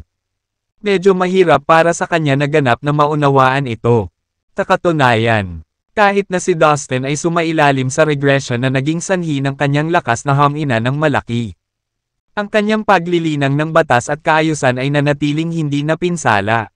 Ito ay higit sa lahat dahil ang paglinang ng batas at kaayusan ay higit na nakasalalay sa pag-unawa sa langit at lupa. Bukod dito, ito ay malalim na nakaugat sa kaluluwa ng isang tao at sa makatuwid ay hindi maalis. Naka-cross-legged si Dustin sa gilid ng burol habang sinisikap niyang maunawaan ang kapangyarihan ng batas ng Earth. Nararamdaman ko na ang isang napaka-advanced na kapangyarihan ng batas ay dating kumikilos dito sa Earth. Ngunit ngayon ang kapangyarihan ding iyon ay nagbibigay sa akin ng pakiramdam ng hindi kumpleto. Tila nasira ang isang napakahalagang piraso ng kayamanan, na naiwan lamang ang ilan sa mga labi nito. Hay nako, anong uri ng kakilakilabot na puwersa ang maaaring dumurog sa kapangyarihan ng batas ng mundo? Bulong ni Dustin. Kasabay nito, natuklasan niya na ang espiritual na enerhiya sa ibabaw ng Earth ay lubhang manipis. Ito ay maliwanag na ang kapaligiran ng Earth ay hindi perpekto para sa mga nilalang nito upang linangin ng mahusay. Maya-maya, tumayo si Dustin. Well, oras na para umuwi. Mahinang sabi ni Dustin sa nanginginig na boses habang nakatingin sa direksyon ng kanyang bayang sinilangan. Pagkatapos, umakbang pasulong si Dustin. Ang kanyang anyo ay agad na naging isang kidlat habang siya ay sumugod patungo sa masukal na kagubatan. Ang vital energy ni Dustin ay kasalukuyang nasa premium stage ng Earth Realm. Kaya hindi siya dapat lumipad ng may vital energy gaya ng karaniwan niyang ginagawa. Gayunpaman, ang pisikal na lakas ni Dustin ay kapantay pa rin ng isang cultivator ng Emperor Realm. Kaya, maaari pa rin siyang lumipad ng malaya sa kalangitan. Ngunit sa pamamagitan lamang ng kanyang pisikal na lakas. Bush! Sa kanyang mahusay na pisikal na lakas at kanyang omnipotent lightness skill. Ang katawan ni Dustin ay ganap na naging isang electric current, na tumakbo ng napakabilis na walang sino man ang malinaw na nakakakita sa kanyang katawan. Pagkalipas ng 2 oras, umalis si Dustin sa malawak na kagubatan at sa wakas ay nakakita ng mga tao. Dapat ko bang bisitahin ang coastal city kung saan ako dating nagtatrabaho o dapat ba akong bumalik sa aking sariling bayan? Sandaling nag-isip si Dustin. Bago tumawid ang kanyang kaluluwa sa Prime Marshal World. Minsang nagtrabaho si Dustin bilang isang clerk sa isang maunlad na lungsod sa tabi ng baybayin.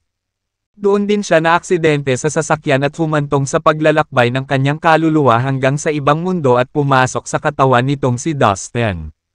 Ang bayan ni Dustin ay isang maliit na bayan ng probinsya sa tuktok ng isang burol. Ito ay isang simpleng nayo na may masaganang mga parang mabababang asin marshes, at isang dumadaloy na ilog. Parehong nagtatrabaho ang kanyang mga magulang sa pabrika malapit sa liwasang bayan. Ang kanyang ama ay isang porter, habang ang kanyang ina ay isang tagapaglinis sa parehong pabrika. Mayroon din siyang nakatatandang kapatid na tinitingala niya ng time. Mayroong kabuuang 4 na miyembro sa pamilya ni Dustin. Ang kanyang mga magulang ay nagtrabaho ng husto at gumawa ng malaking pagsisikap upang maibigay ang mga pangangailangan ng kanilang maliit na pamilya. Mabuti na lang at masipag ang magkapatid na kumita ng bawat bachelor's degree. Bukod dito, pareho silang naging white-collar na empleyado sa lungsod. Ang kanilang ama ay naging labis na ipinagmamalaki sa kanila na ang kanyang kuba, na resulta ng isang mahabang matagalang masipag na trabaho, ay tila kamangha-mangha ng kaunti. Sa katunayan, si Dustin at ang kanyang kapatid ay ang pinakamalaking ipinagmamalaki ng kanilang mga magulang. Pagkatapos mag-isip, mabilis na nagdesisyon si Dustin. Baka bumalik muna ako para bisitahin ang mga magulang ko. Sa ngayon, wala nang mas mahalaga pa sa kanyang mga magulang. Muli, siya ay naging isang kidlat, at lumipad sa mundo upang sumugod patungo sa kanyang bayan. Sa buong taon, si Dustin ay patuloy na nagtrabaho sa kanyang paglilinang. Mula sa pagiging nobody sa Prime Marshal World, isang matigas ang ulo na estudyante sa Divine Continent, isang troublemaker sa Immortal End Continent. Sa wakas ay naging #1 cultivator siya sa Fallen Immortal Cosmos. Gayunpaman, ang pinakaaasam ni Dustin ay talagang makabalik sa Earth at makita ang kanyang pamilya. Iba pang mga kamag-anak, at mga kaibigan. Para sa layuning iyon, kumuha siya ng malaking panganib at tinanggap ang regression. Sa katunayan, hindi sigurado si Dustin kung makakabalik ba siya o hindi sa dati niyang larangan ng paglilinang pagkatapos niyang magdusa mula sa regression. Bagamat naruroon ang posibilidad na mawala ang kanyang cultivation base, nagpasya pa rin siyang pagsikapan ito para lamang makabalik siya sa Earth. Ito ang panganib na handang gawin ni Dustin para makabalik para sa kanyang mga mahal sa buhay. Ngayon, sa wakas ay nakamit na niya ang kanyang pinakadakilang layunin. Gayunpaman, habang papalapit siya sa kanyang sariling bayan, lalo siyang kinakabahan. May halaga ba ito? Magiging walang kabuluhan ba ang lahat sa huli? Agad na inalis ni Dustin ang mga kaisipang ito habang sinusubukan niyang mag-isip ng positibo. Para sa kanya, lumipad ang oras na parang palaso. Pagkaraan ng 12 taon, inisip ni Dustin kung makikita pa ba niyang muli ang kanyang mga magulang. O hayaan na lang kung buhay pa sila.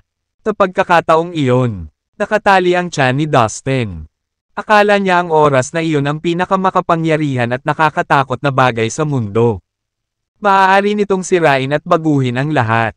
Marahil kahit na ang mga banal na Diyos noong sinaunang panahon ay hindi makontrol ang oras. Halos hating gabi na, at malapit na si Dustin sa kanyang destinasyon. Malamig ang hangin sa madaling araw. At ang buong mundo ay natutulog pa rin. Sa wakas, sa bukang liwayway, sa wakas ay nakarating si Dustin sa kanyang bayan.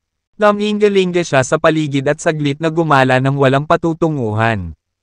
Pagkatapos, naramdaman niya ang isang pamilyar at kakaibang pakiramdam sa parehong oras. Ang bayan ay mas malaki at mas maunlad kaysa sa kanyang naalala. Sa kanyang pagkawala, ang maliit na bayan na dati niyang kilala ay naging lubhang urbanisado. Lumawak ang mga lansangan, nagtayo ng mga bagong blok, at nagtayo ng mga bagong gusali sa paligid ng lugar. Tignan mo ang lugar na ito. Well, sana okay lang ang lahat sa parents ko. Si Dustin ay nagtungo sa bahay. At nakaramdam ng pag-aalala at pagkasabik. Natatakot siya na hindi na niya makikita ang kanyang mga magulang pagkatapos niyang magsumikap na makabalik. Kung wala na sila, talagang mahihirapan siyang tanggapin ito. Mula sa malayo ay tumingin siya sa direksyon ng dati niyang tirahan. Gayunpaman, nagulat siya nang makitang ang paligid ay binuo at nabago na. Ano? Paano nangyari ito? Nagulat si Dustin nang makitang wala na ang mga blok sa kanluran ng lungsod. Sa halip, isang bago at mataas na gusali ang nakatayo sa harapan niya. Maliwanag. Ang lumang blok ay naayos na muli sa mga komersyal at pang-industriya na mga establishmento. Nang sa wakas ay dumating si Dustin sa dati niyang tahanan. Nalaman niyang naging modernong shopping mall na ito. Ano? Ngayong nagbago na ang lahat. Saan ako pupunta para hanapin ang mga magulang ko? Natarante si Dustin habang nakatayo siya sa simento. Madaling araw na, kaya nagsimulang magtipon ang mga tao at maglakad sa paligid ng lungsod.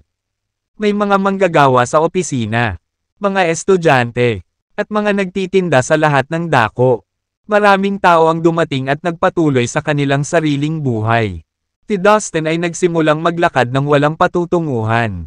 At hindi nagtagal ay natagpuan ang kanyang sarili sa tarangkahan ng isang parke. Sa parke, nakita niya ang maraming matatandang nag-eehersisyo sa umaga. Baka pamilyar ang mga matatandang residente sa lungsod na ito bago pa ito maunlad. Baka pwede ko silang tanungin. Pagkatapos, kusang pumasok si Dustin sa parke. Walang patutunguhan na gumala si Dustin sa parke. At hindi nagtagal ay nakatagpo siya ng isang matandang lalaki na nakasuot ng tradisyonal na estilong kasuotan. Siya ay nagsasanay ng tai chi ng dahan-dahan at maganda. Ano? Hindi man lang ito matatawag na fist skill. Mas mukhang isang physical fitness activity. Hindi napigilan ni Dustin ang matawa habang iniisip ang ginagawa ng matanda. Sa kontemporaryong panahon, ang martial arts ay walang iba kundi mga walang laman na frame at kilos. Ito ay mas bongga, sa halip na praktikal. Higit pa rito, wala itong suporta sa enerhiya ng sinaunang kasanayan. Gayunpaman, nasa bintana ang lahat ng gamit nito. Kaya marami pa rin ang naaakit na malaman ito. Sa mata ng mga magsasaka tulad ni Dustin na kayang lumipad sa himpapawid at maglakbay sa ilalim ng lupa. Ang pagsasanay ng gayong mga kasanayan sa kamao ay paglalaro ng bata. Gayunpaman, may nakita siyang isang bagay na ikinagulat niya. Napatingin tuloy si Dustin sa matanda at pinapansin ang bawat kilos nito. Ang mga kilos ng matanda ay walang lakas ng anumang anyo at mga kilos lamang ng katawan. Gayunpaman, ang bawat poster ay dumaloy sa susunod na may sukdulang pagiging sophisticado. Binilisan niya ang kanyang paggalaw sa isang segundo. Ngunit pagkatapos ay pinabagal ito sa susunod na parang dumadaloy na tubig. Ang kanyang mga galaw ay sinabayan ng matinding focus at mabigat na paghinga. Unti-unti, tila pumasok ang matanda sa isang estado kung saan ang kanyang espiritu, isip, at enerhiya ay pinagsama sa pinakamaayos na paraan. Siyempre, hindi ito napagtanto ng matanda sa kanyang sarili. At nabigong makita ang katotohanan sa likod nito dahil niyakap niya ang anyo ng sining sa kabuuan. Siya ay isang Tai Chi enthusiast na nagsasanay ng parehong mga galaw araw-araw sa loob ng mga dekada. Sa paglipas ng panahon, nadala niya ito sa isang tiyak na antas. Siyempre ang kanyang pag-unawa sa sining ay medyo magaspang sa mas malapit na inspeksyon. Gayunpaman, ito ay sapat na kamangha-manghang para sa isang matandang lalaki na walang anumang cultivation base upang ipakita ang kasanayan sa kamao tulad nito. Pinatibay din nito ang katotohanan na ang paaralan ng Tai Chi na namamayani sa buong bansa ay hindi kasing simple ng hitsura nito. Naglalaman ito ng isang bagay na hindi kayang unawain ng mga karaniwang tao kahit na kaya nilang gawin ito. Tulad ng dagat na hindi masusukat ng isang bushel. Naturuan ako ng mahalagang aral ngayon. Hindi ko inasahan na mayroong isang mahiwagang prinsipyo na kasabay ng pagsasanay ng Tai Chi. Ito ay talagang kapansin-pansin. Natauhan si Dustin habang pinagmamasdan ang matanda sa malayo. Siya ay nagsagawa ng batas ng polarity noon. At sa gayon ay nagkaroon ng malalim na pag-unawa sa prinsipyo ng yin at yang. Kailangan kong humanap ng oras para masusing pag-aralan ang Tai Chi. Napaisip si Dustin habang manghang-mangha sa kadakilaan nito. Hoy, ayan. Para kang interesado sa Tai Chi. Tama. Habang nawawala sa pag-iisip si Dustin. Nilapitan siya ng matanda at tinignan siya ng may pagtataka. Hindi niya napansin na huminto na sa pag-insayo ang lalaking nakasuot ng traditional style. Ay, oo. Nadapa si Dustin para ayusin ang sarili. Nakakamangha ang mga galaw mo. Hindi ko maalis ang tingin ko dito. Pumakbang si Dustin at yumuko sa matanda bilang paggalang. Umupo sila sa isang bench sa park at nag-usap sandali. Nalaman ni Dustin na ang matanda ay isang Tai Chi fanatic. At halos 30 taon na itong nagsasanay. Ang mga mata ng matanda ay kumikinang sa tuwa habang pinag-uusapan niya ang sining ng Tai Chi. Siya ay halos 70 taong gulang. Ngunit ang kanyang hitsura ay nagmukhang isang medyo may edad na lalaki.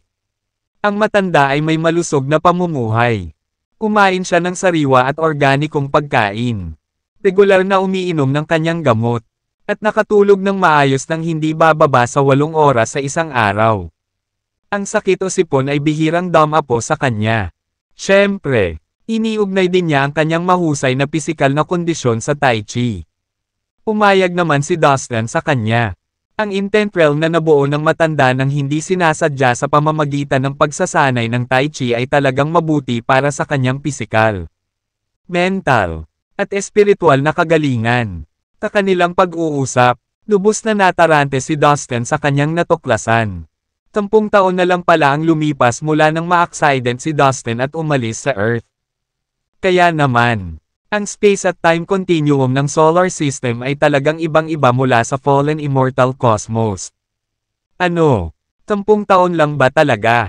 Kung gayon, nangangahulugan iyon na ang karamihan sa aking mga kapamilya at kaibigan ay buhay pa. Nagpasalamat si Dustin sa bawat Diyos na kilala niya sa kanyang isipan. Lubusang gumaan ang pakiramdam niya at gumaan ng 100 beses. Excuse me, sir. Nakita ko na ang mga lumang kalye sa kanlurang bahagi ng lungsod ay winasak na lahat. May ideya ka ba kung nasaan ngayon ang mga residenteng naninirahan doon? Tanong ni Dustin sa matanda. Siya ay nanirahan doon bago siya umalis sa Earth. Nako, ang lumang block na iyon ay na-demolish 10 taon na ang nakakaraan. Sa mga dating residente nito, hindi ako sigurado kung nasaan sila ngayon. Narinig ko na ang gobyerno ay nagtayo ng isang batch ng mga gusali bilang kapalit upang ma-accommodate ang mga residenteng iyon. Ang ilan sa kanila ay lumipat sa mga unit. Ngunit ang iba ay bumili ng mga apartment sa ibang mga lugar. Gayunpaman, ang ilan sa kanila ay umalis sa maliit na bayan na ito upang maghanap ng mas magandang estate. 10 taon na ang nakalipas. Sino ang nakakaalam kung nasaan sila? Kung ano ang kanilang ginagawa?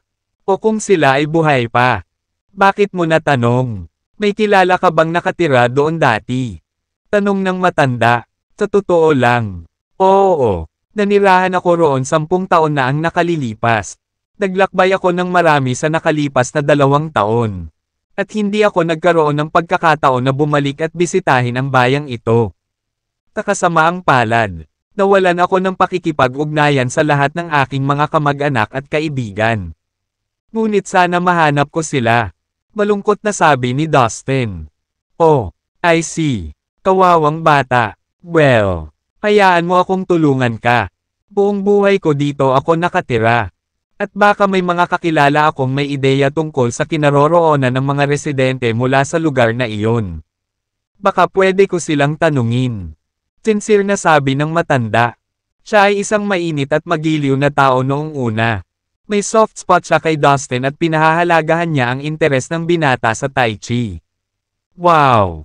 Are you sure? Salamat talaga sir. Pasasalamat na sabi ni Dustin. Nais niyang mahanap ang kanyang mga magulang sa lalong madaling panahon.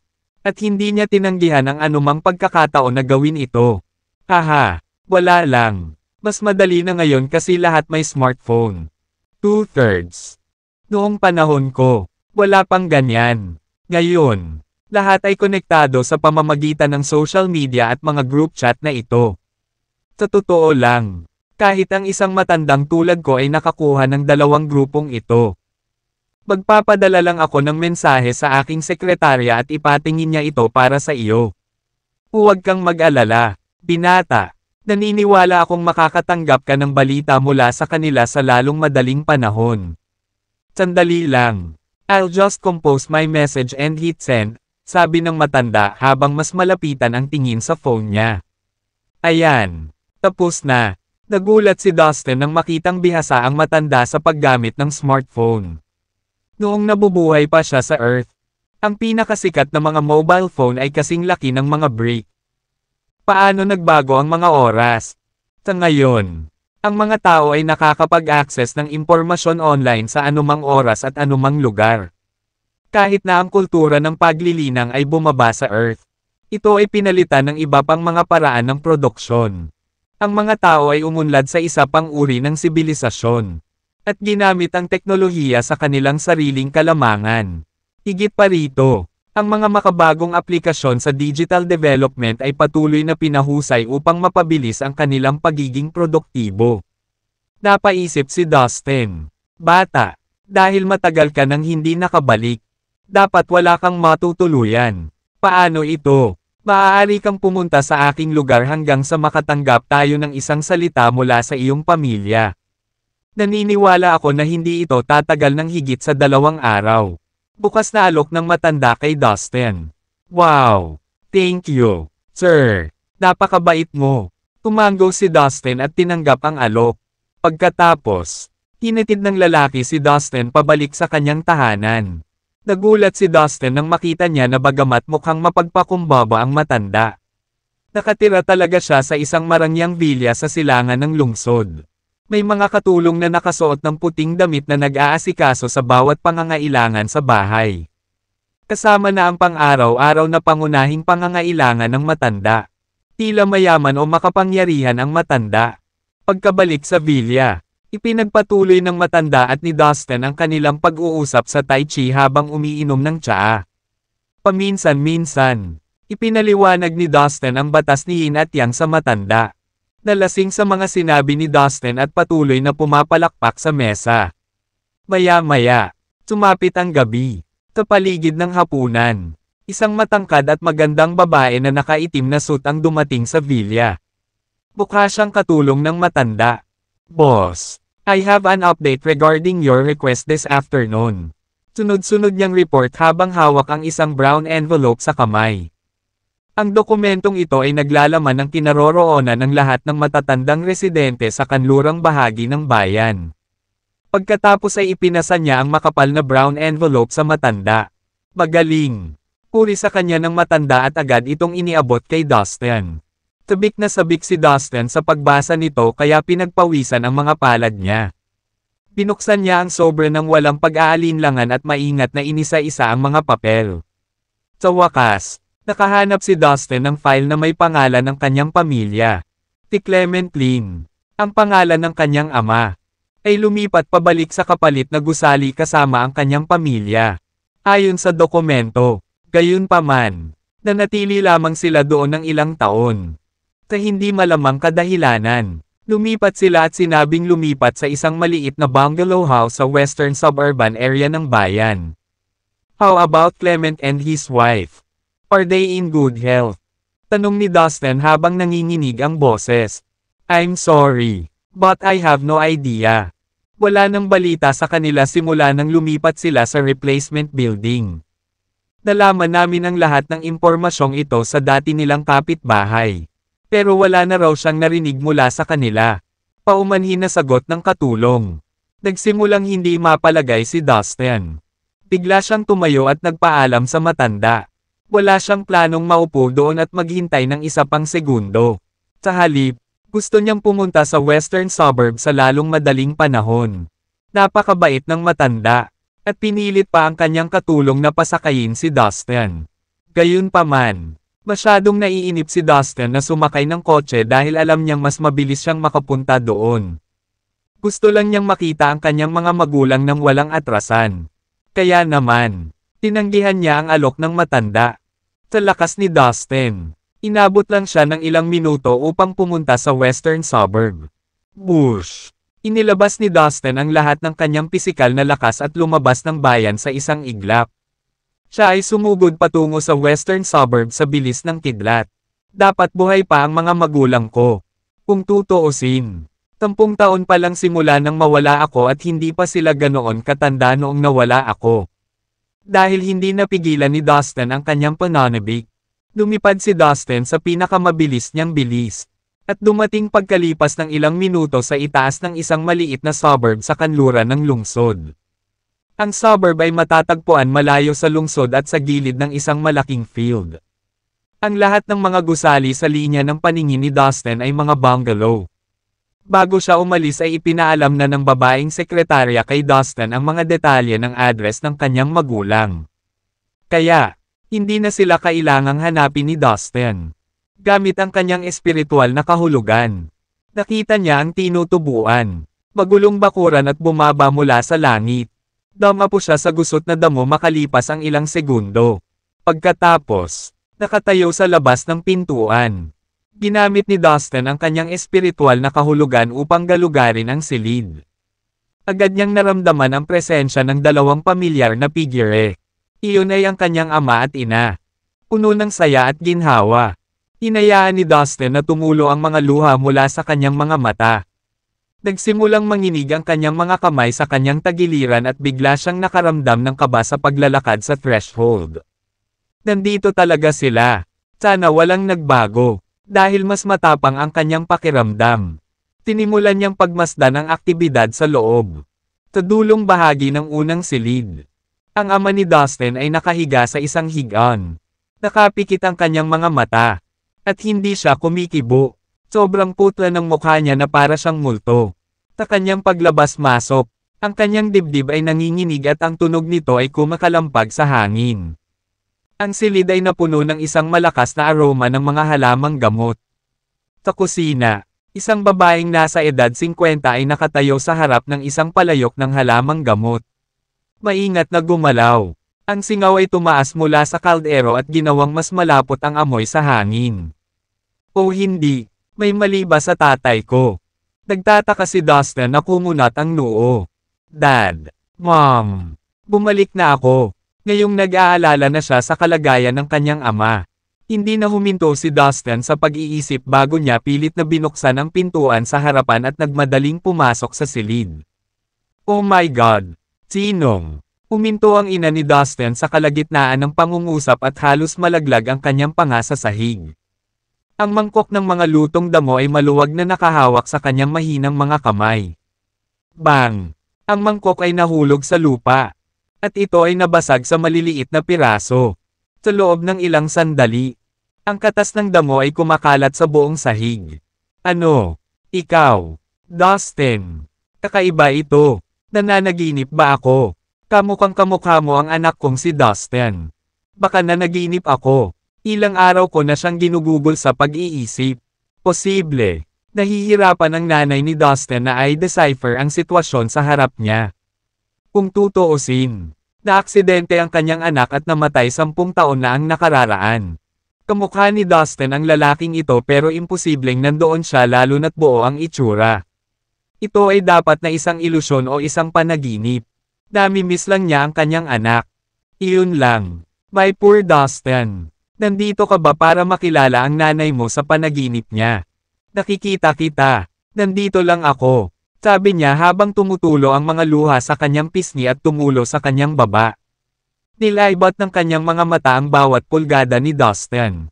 Sinusubukang isipin kung ano ang magiging hitsura niya sa paglaki.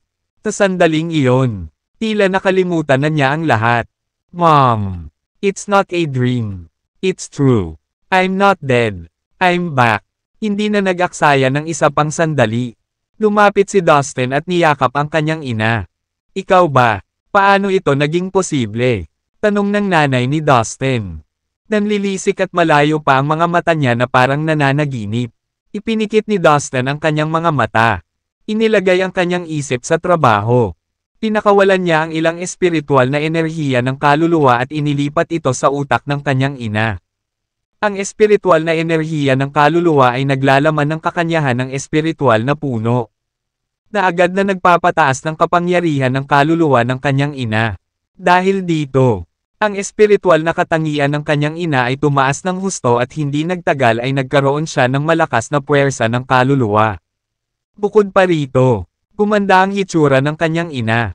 Ang mga kulubot sa kanyang balat ay humina at mas humigpit ang kanyang mga kalamnan. Na nagpatuwid ng kanyang tindig.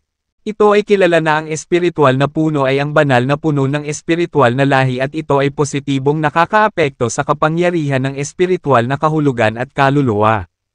At iyon ay kilala sa lahat ng mga magsasaka. Hindi maisip ni Dustin kung ano ang maitutulong nito sa isang ordinaryong tao. Ngayon, ang kanyang ina ay lumitaw na mas malakas at mas matulungin. Nagningning ang mga mata niya at sumili ang ngiti sa mukha niya.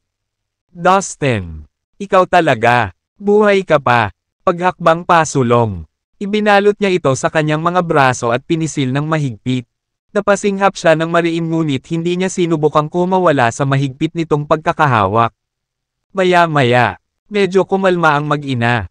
Dustin, kailangan mong sabihin sa akin ang lahat ng nangyari. Akala naming lahat ay patay ka na. Ngunit ngayon, narito ka, walang pinsala at buo.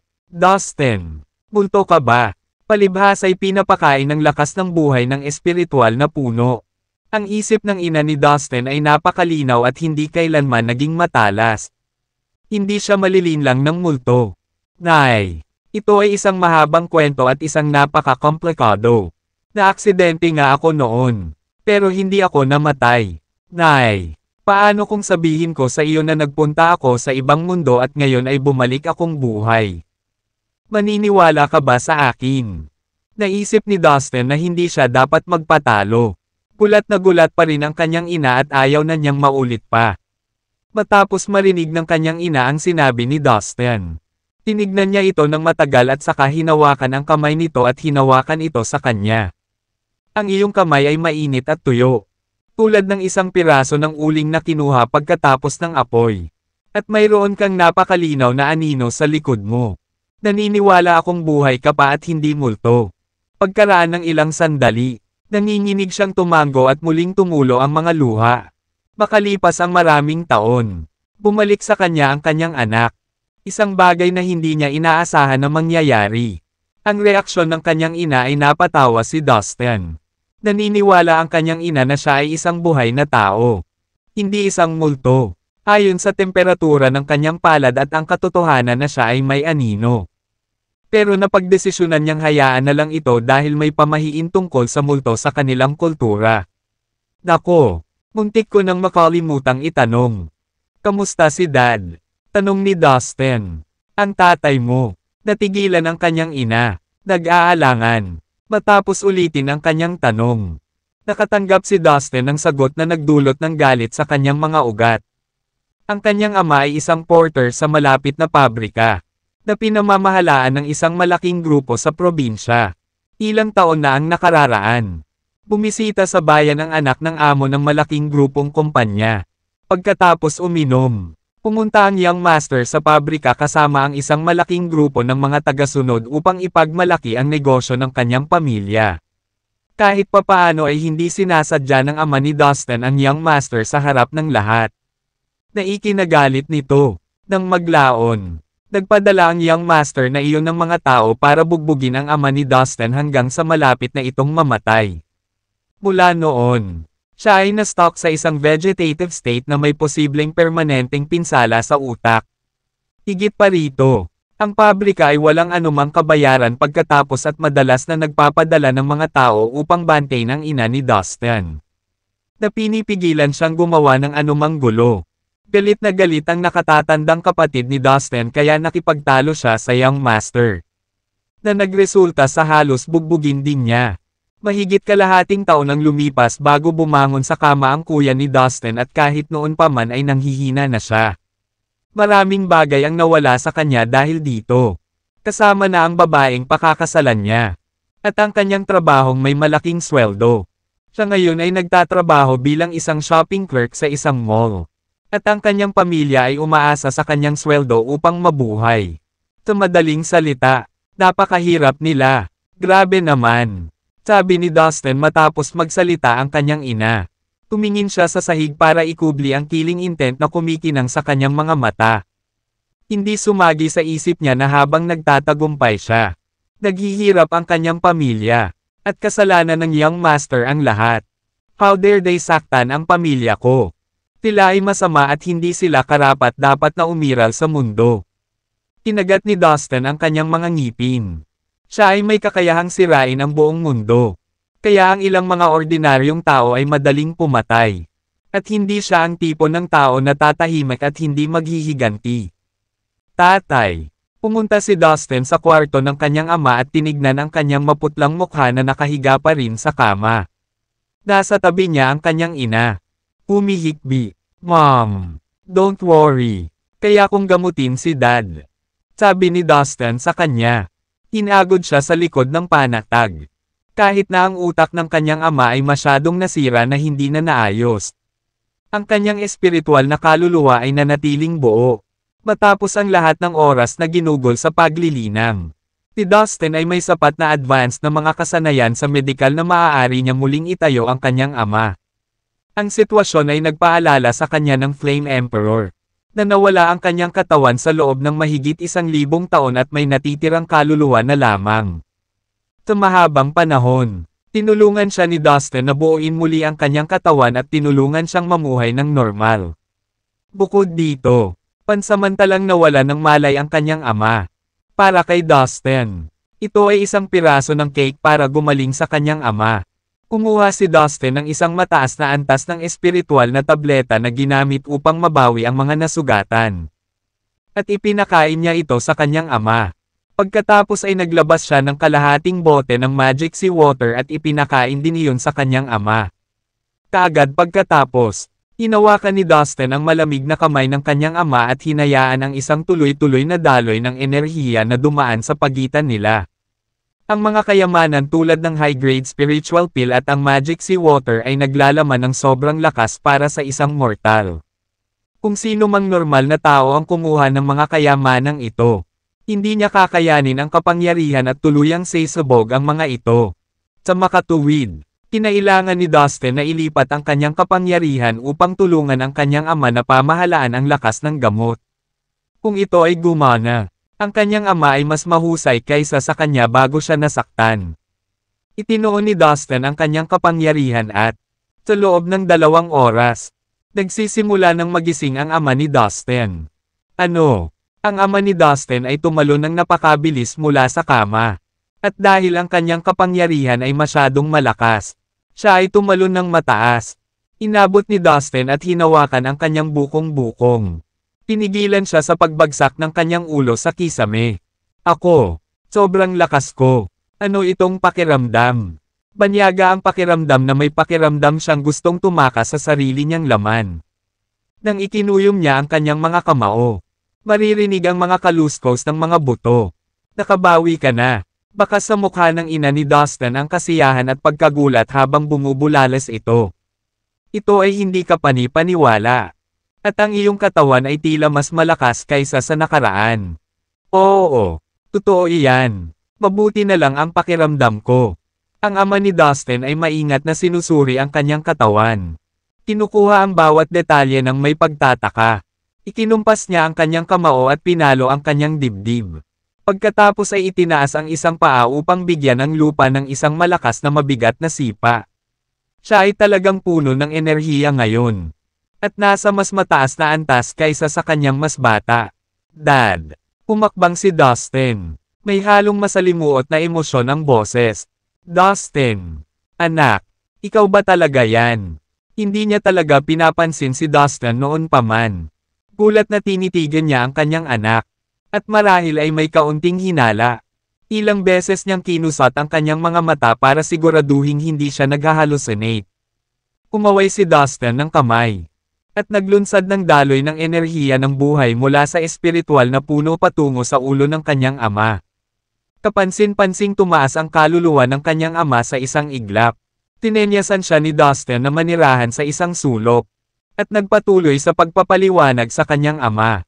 Hanggang sa pinakahuling detalye. Kinailangan ng maraming salita. At mahabang panahon. Bago tuluyang nakumbinsi ang kanyang ama na talagang nabuhay ang kanyang anak. Napakagandang regalo. Binigyan tayo ng makalangit na Diyos ng dobleng pagpapala. Hindi napigilan ng ina ni Dustin ang kanyang kagalakan sa kanilang napakalaking magandang kapalaran. Naka-recover ka ng napakaganda. At si Dustin ay nakabalik na buhay. Masayang masaya ako. Kukuha ako ng pagkain sa palengke. Malapit nang umuwi si Chad. Dapat tayong magkaroon ng isang kapistahan ng hapunan upang ipagdiwang ang muling pagsasama-sama ng pamilya. Nakangiti siya hanggang tenga habang kumukuha ng bank card sa isa sa mga kabinet na nakaupo sa sulok ng kwarto. Inilagay niya ito sa kanyang bulsa ng buong ingat. At marahang tinapik. Halatang pinahahalagahan niya ito bilang isang mahalagang kayamanan. Pagkatapos ay umikot-ikot siya. Kumukuha ng iba pang kailangan niya bago nagmamadaling umalis papuntang palengke. 8:00 na ng gabi noon. Noong mga taon na wala si Dustin. Kadalasang hinihintay ng kanyang mga magulang ang pag-uwi ng kanilang panganay na anak mula sa trabaho at sabay na maghapunan. Mukhang hindi naging madali ang buhay mo habang wala ako. Mahinang sabi ni Dustin. Napansin niya kung paano tretuhin ng kanyang ina ang bank card kanina. Napahawak ito sa puso niya. Lagi bang napakahirap ng mga araw para sa iyo?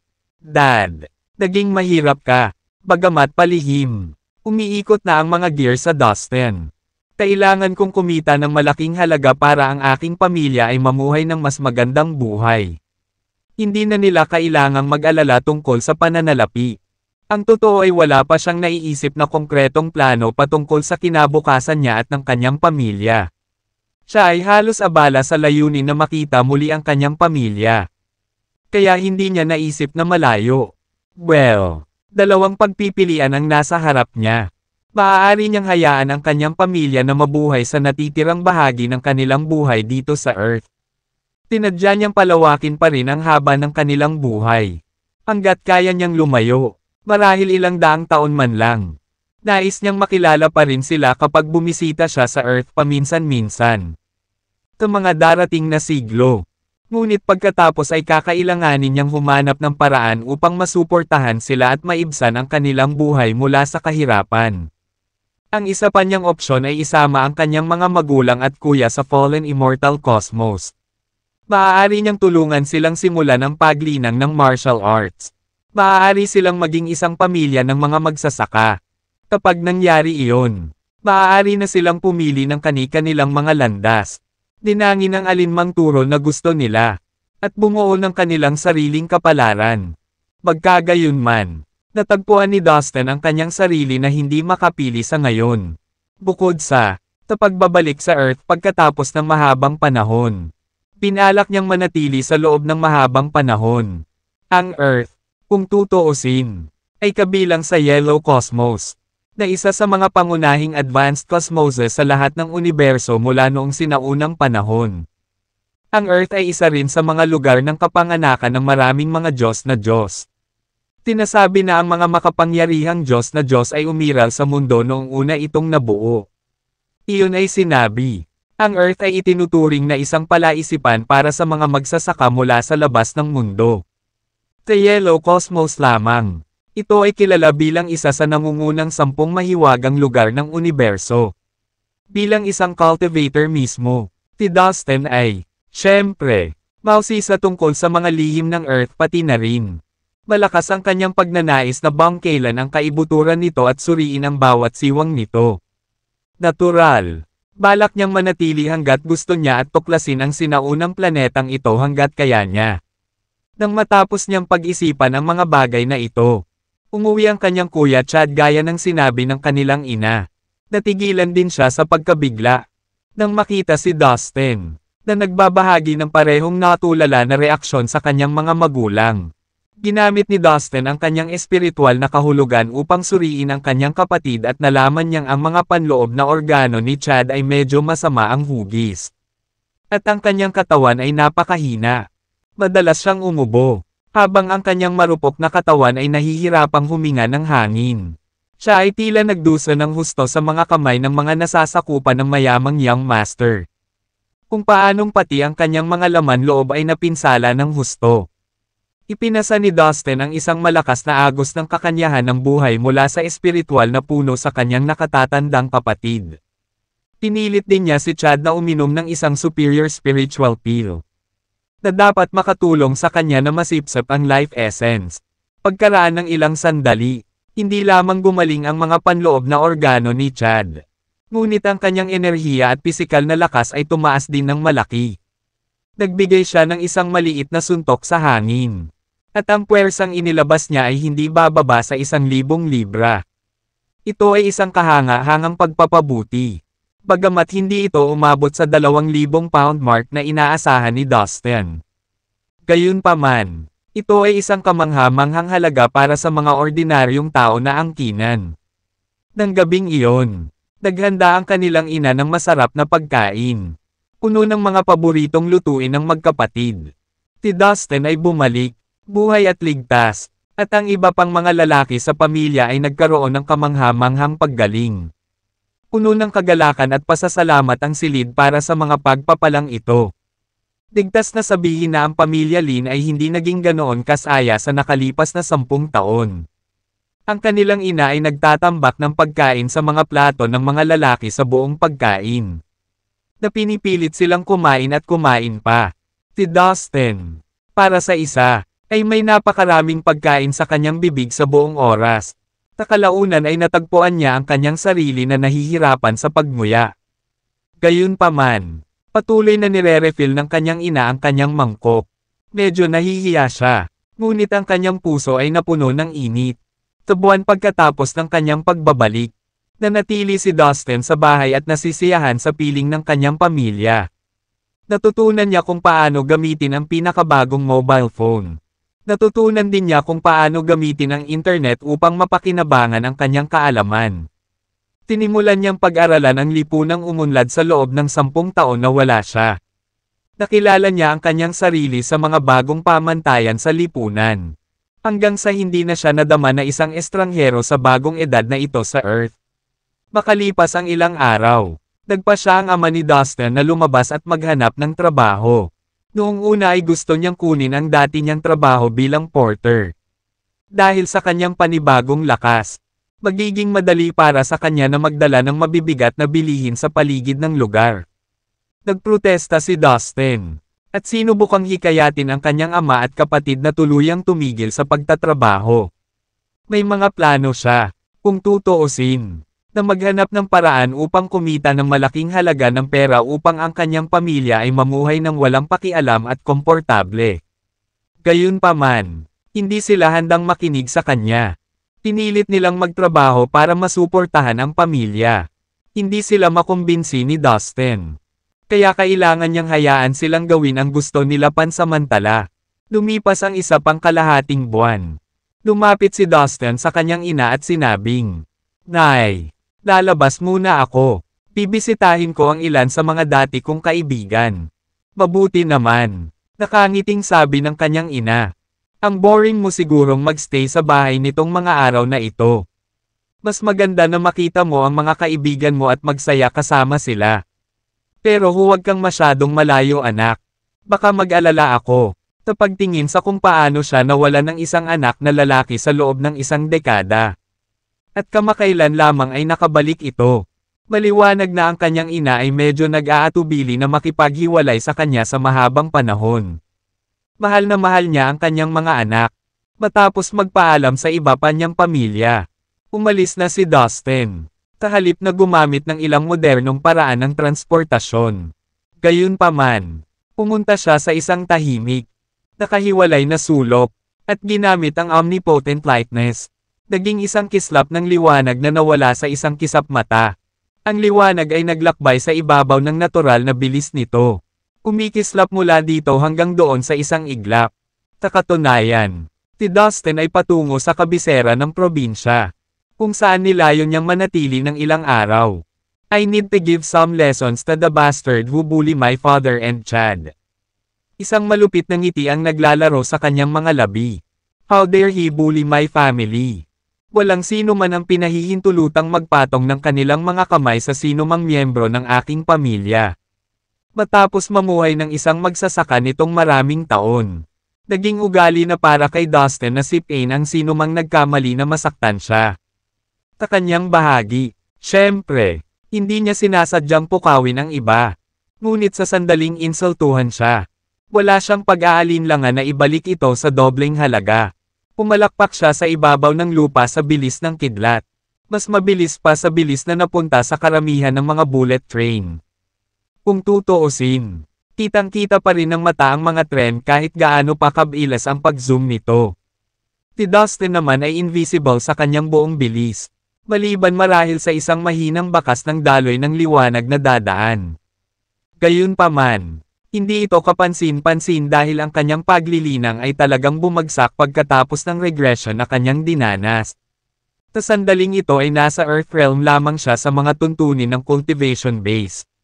Ngunit muli, ang kanyang katawan ay nagtataglay ng walang katapusang mahalagang enerhiya, na hindi kailanman, at hindi kailanman, nauubos. Ang Vital Energy Stone sa kanyang elixir field nag-iisa ay nagtataglay ng napakaraming lakas, na patuloy na sumisipsip ng enerhiya sa lahat ng mga taon. Ano iyon? May kumikislap ba kanina? Halos parang tao ang hugis nito. May mali ba sa mata ko? Oh my goodness! Ngayon lang ba ako nakakita ng ghost flashby? Napansin talaga ng maraming tao ang light trail na iniwan ni Dustin habang siya ay naka-zoom lampas. Ito ay masyadong malabo. Gayunpaman, at ang pagtatagpo ay napakaikli, na kapag sila ay duling o kinuskos ang kanilang mga mata upang tingnang mabuti. Wala silang nakita doon.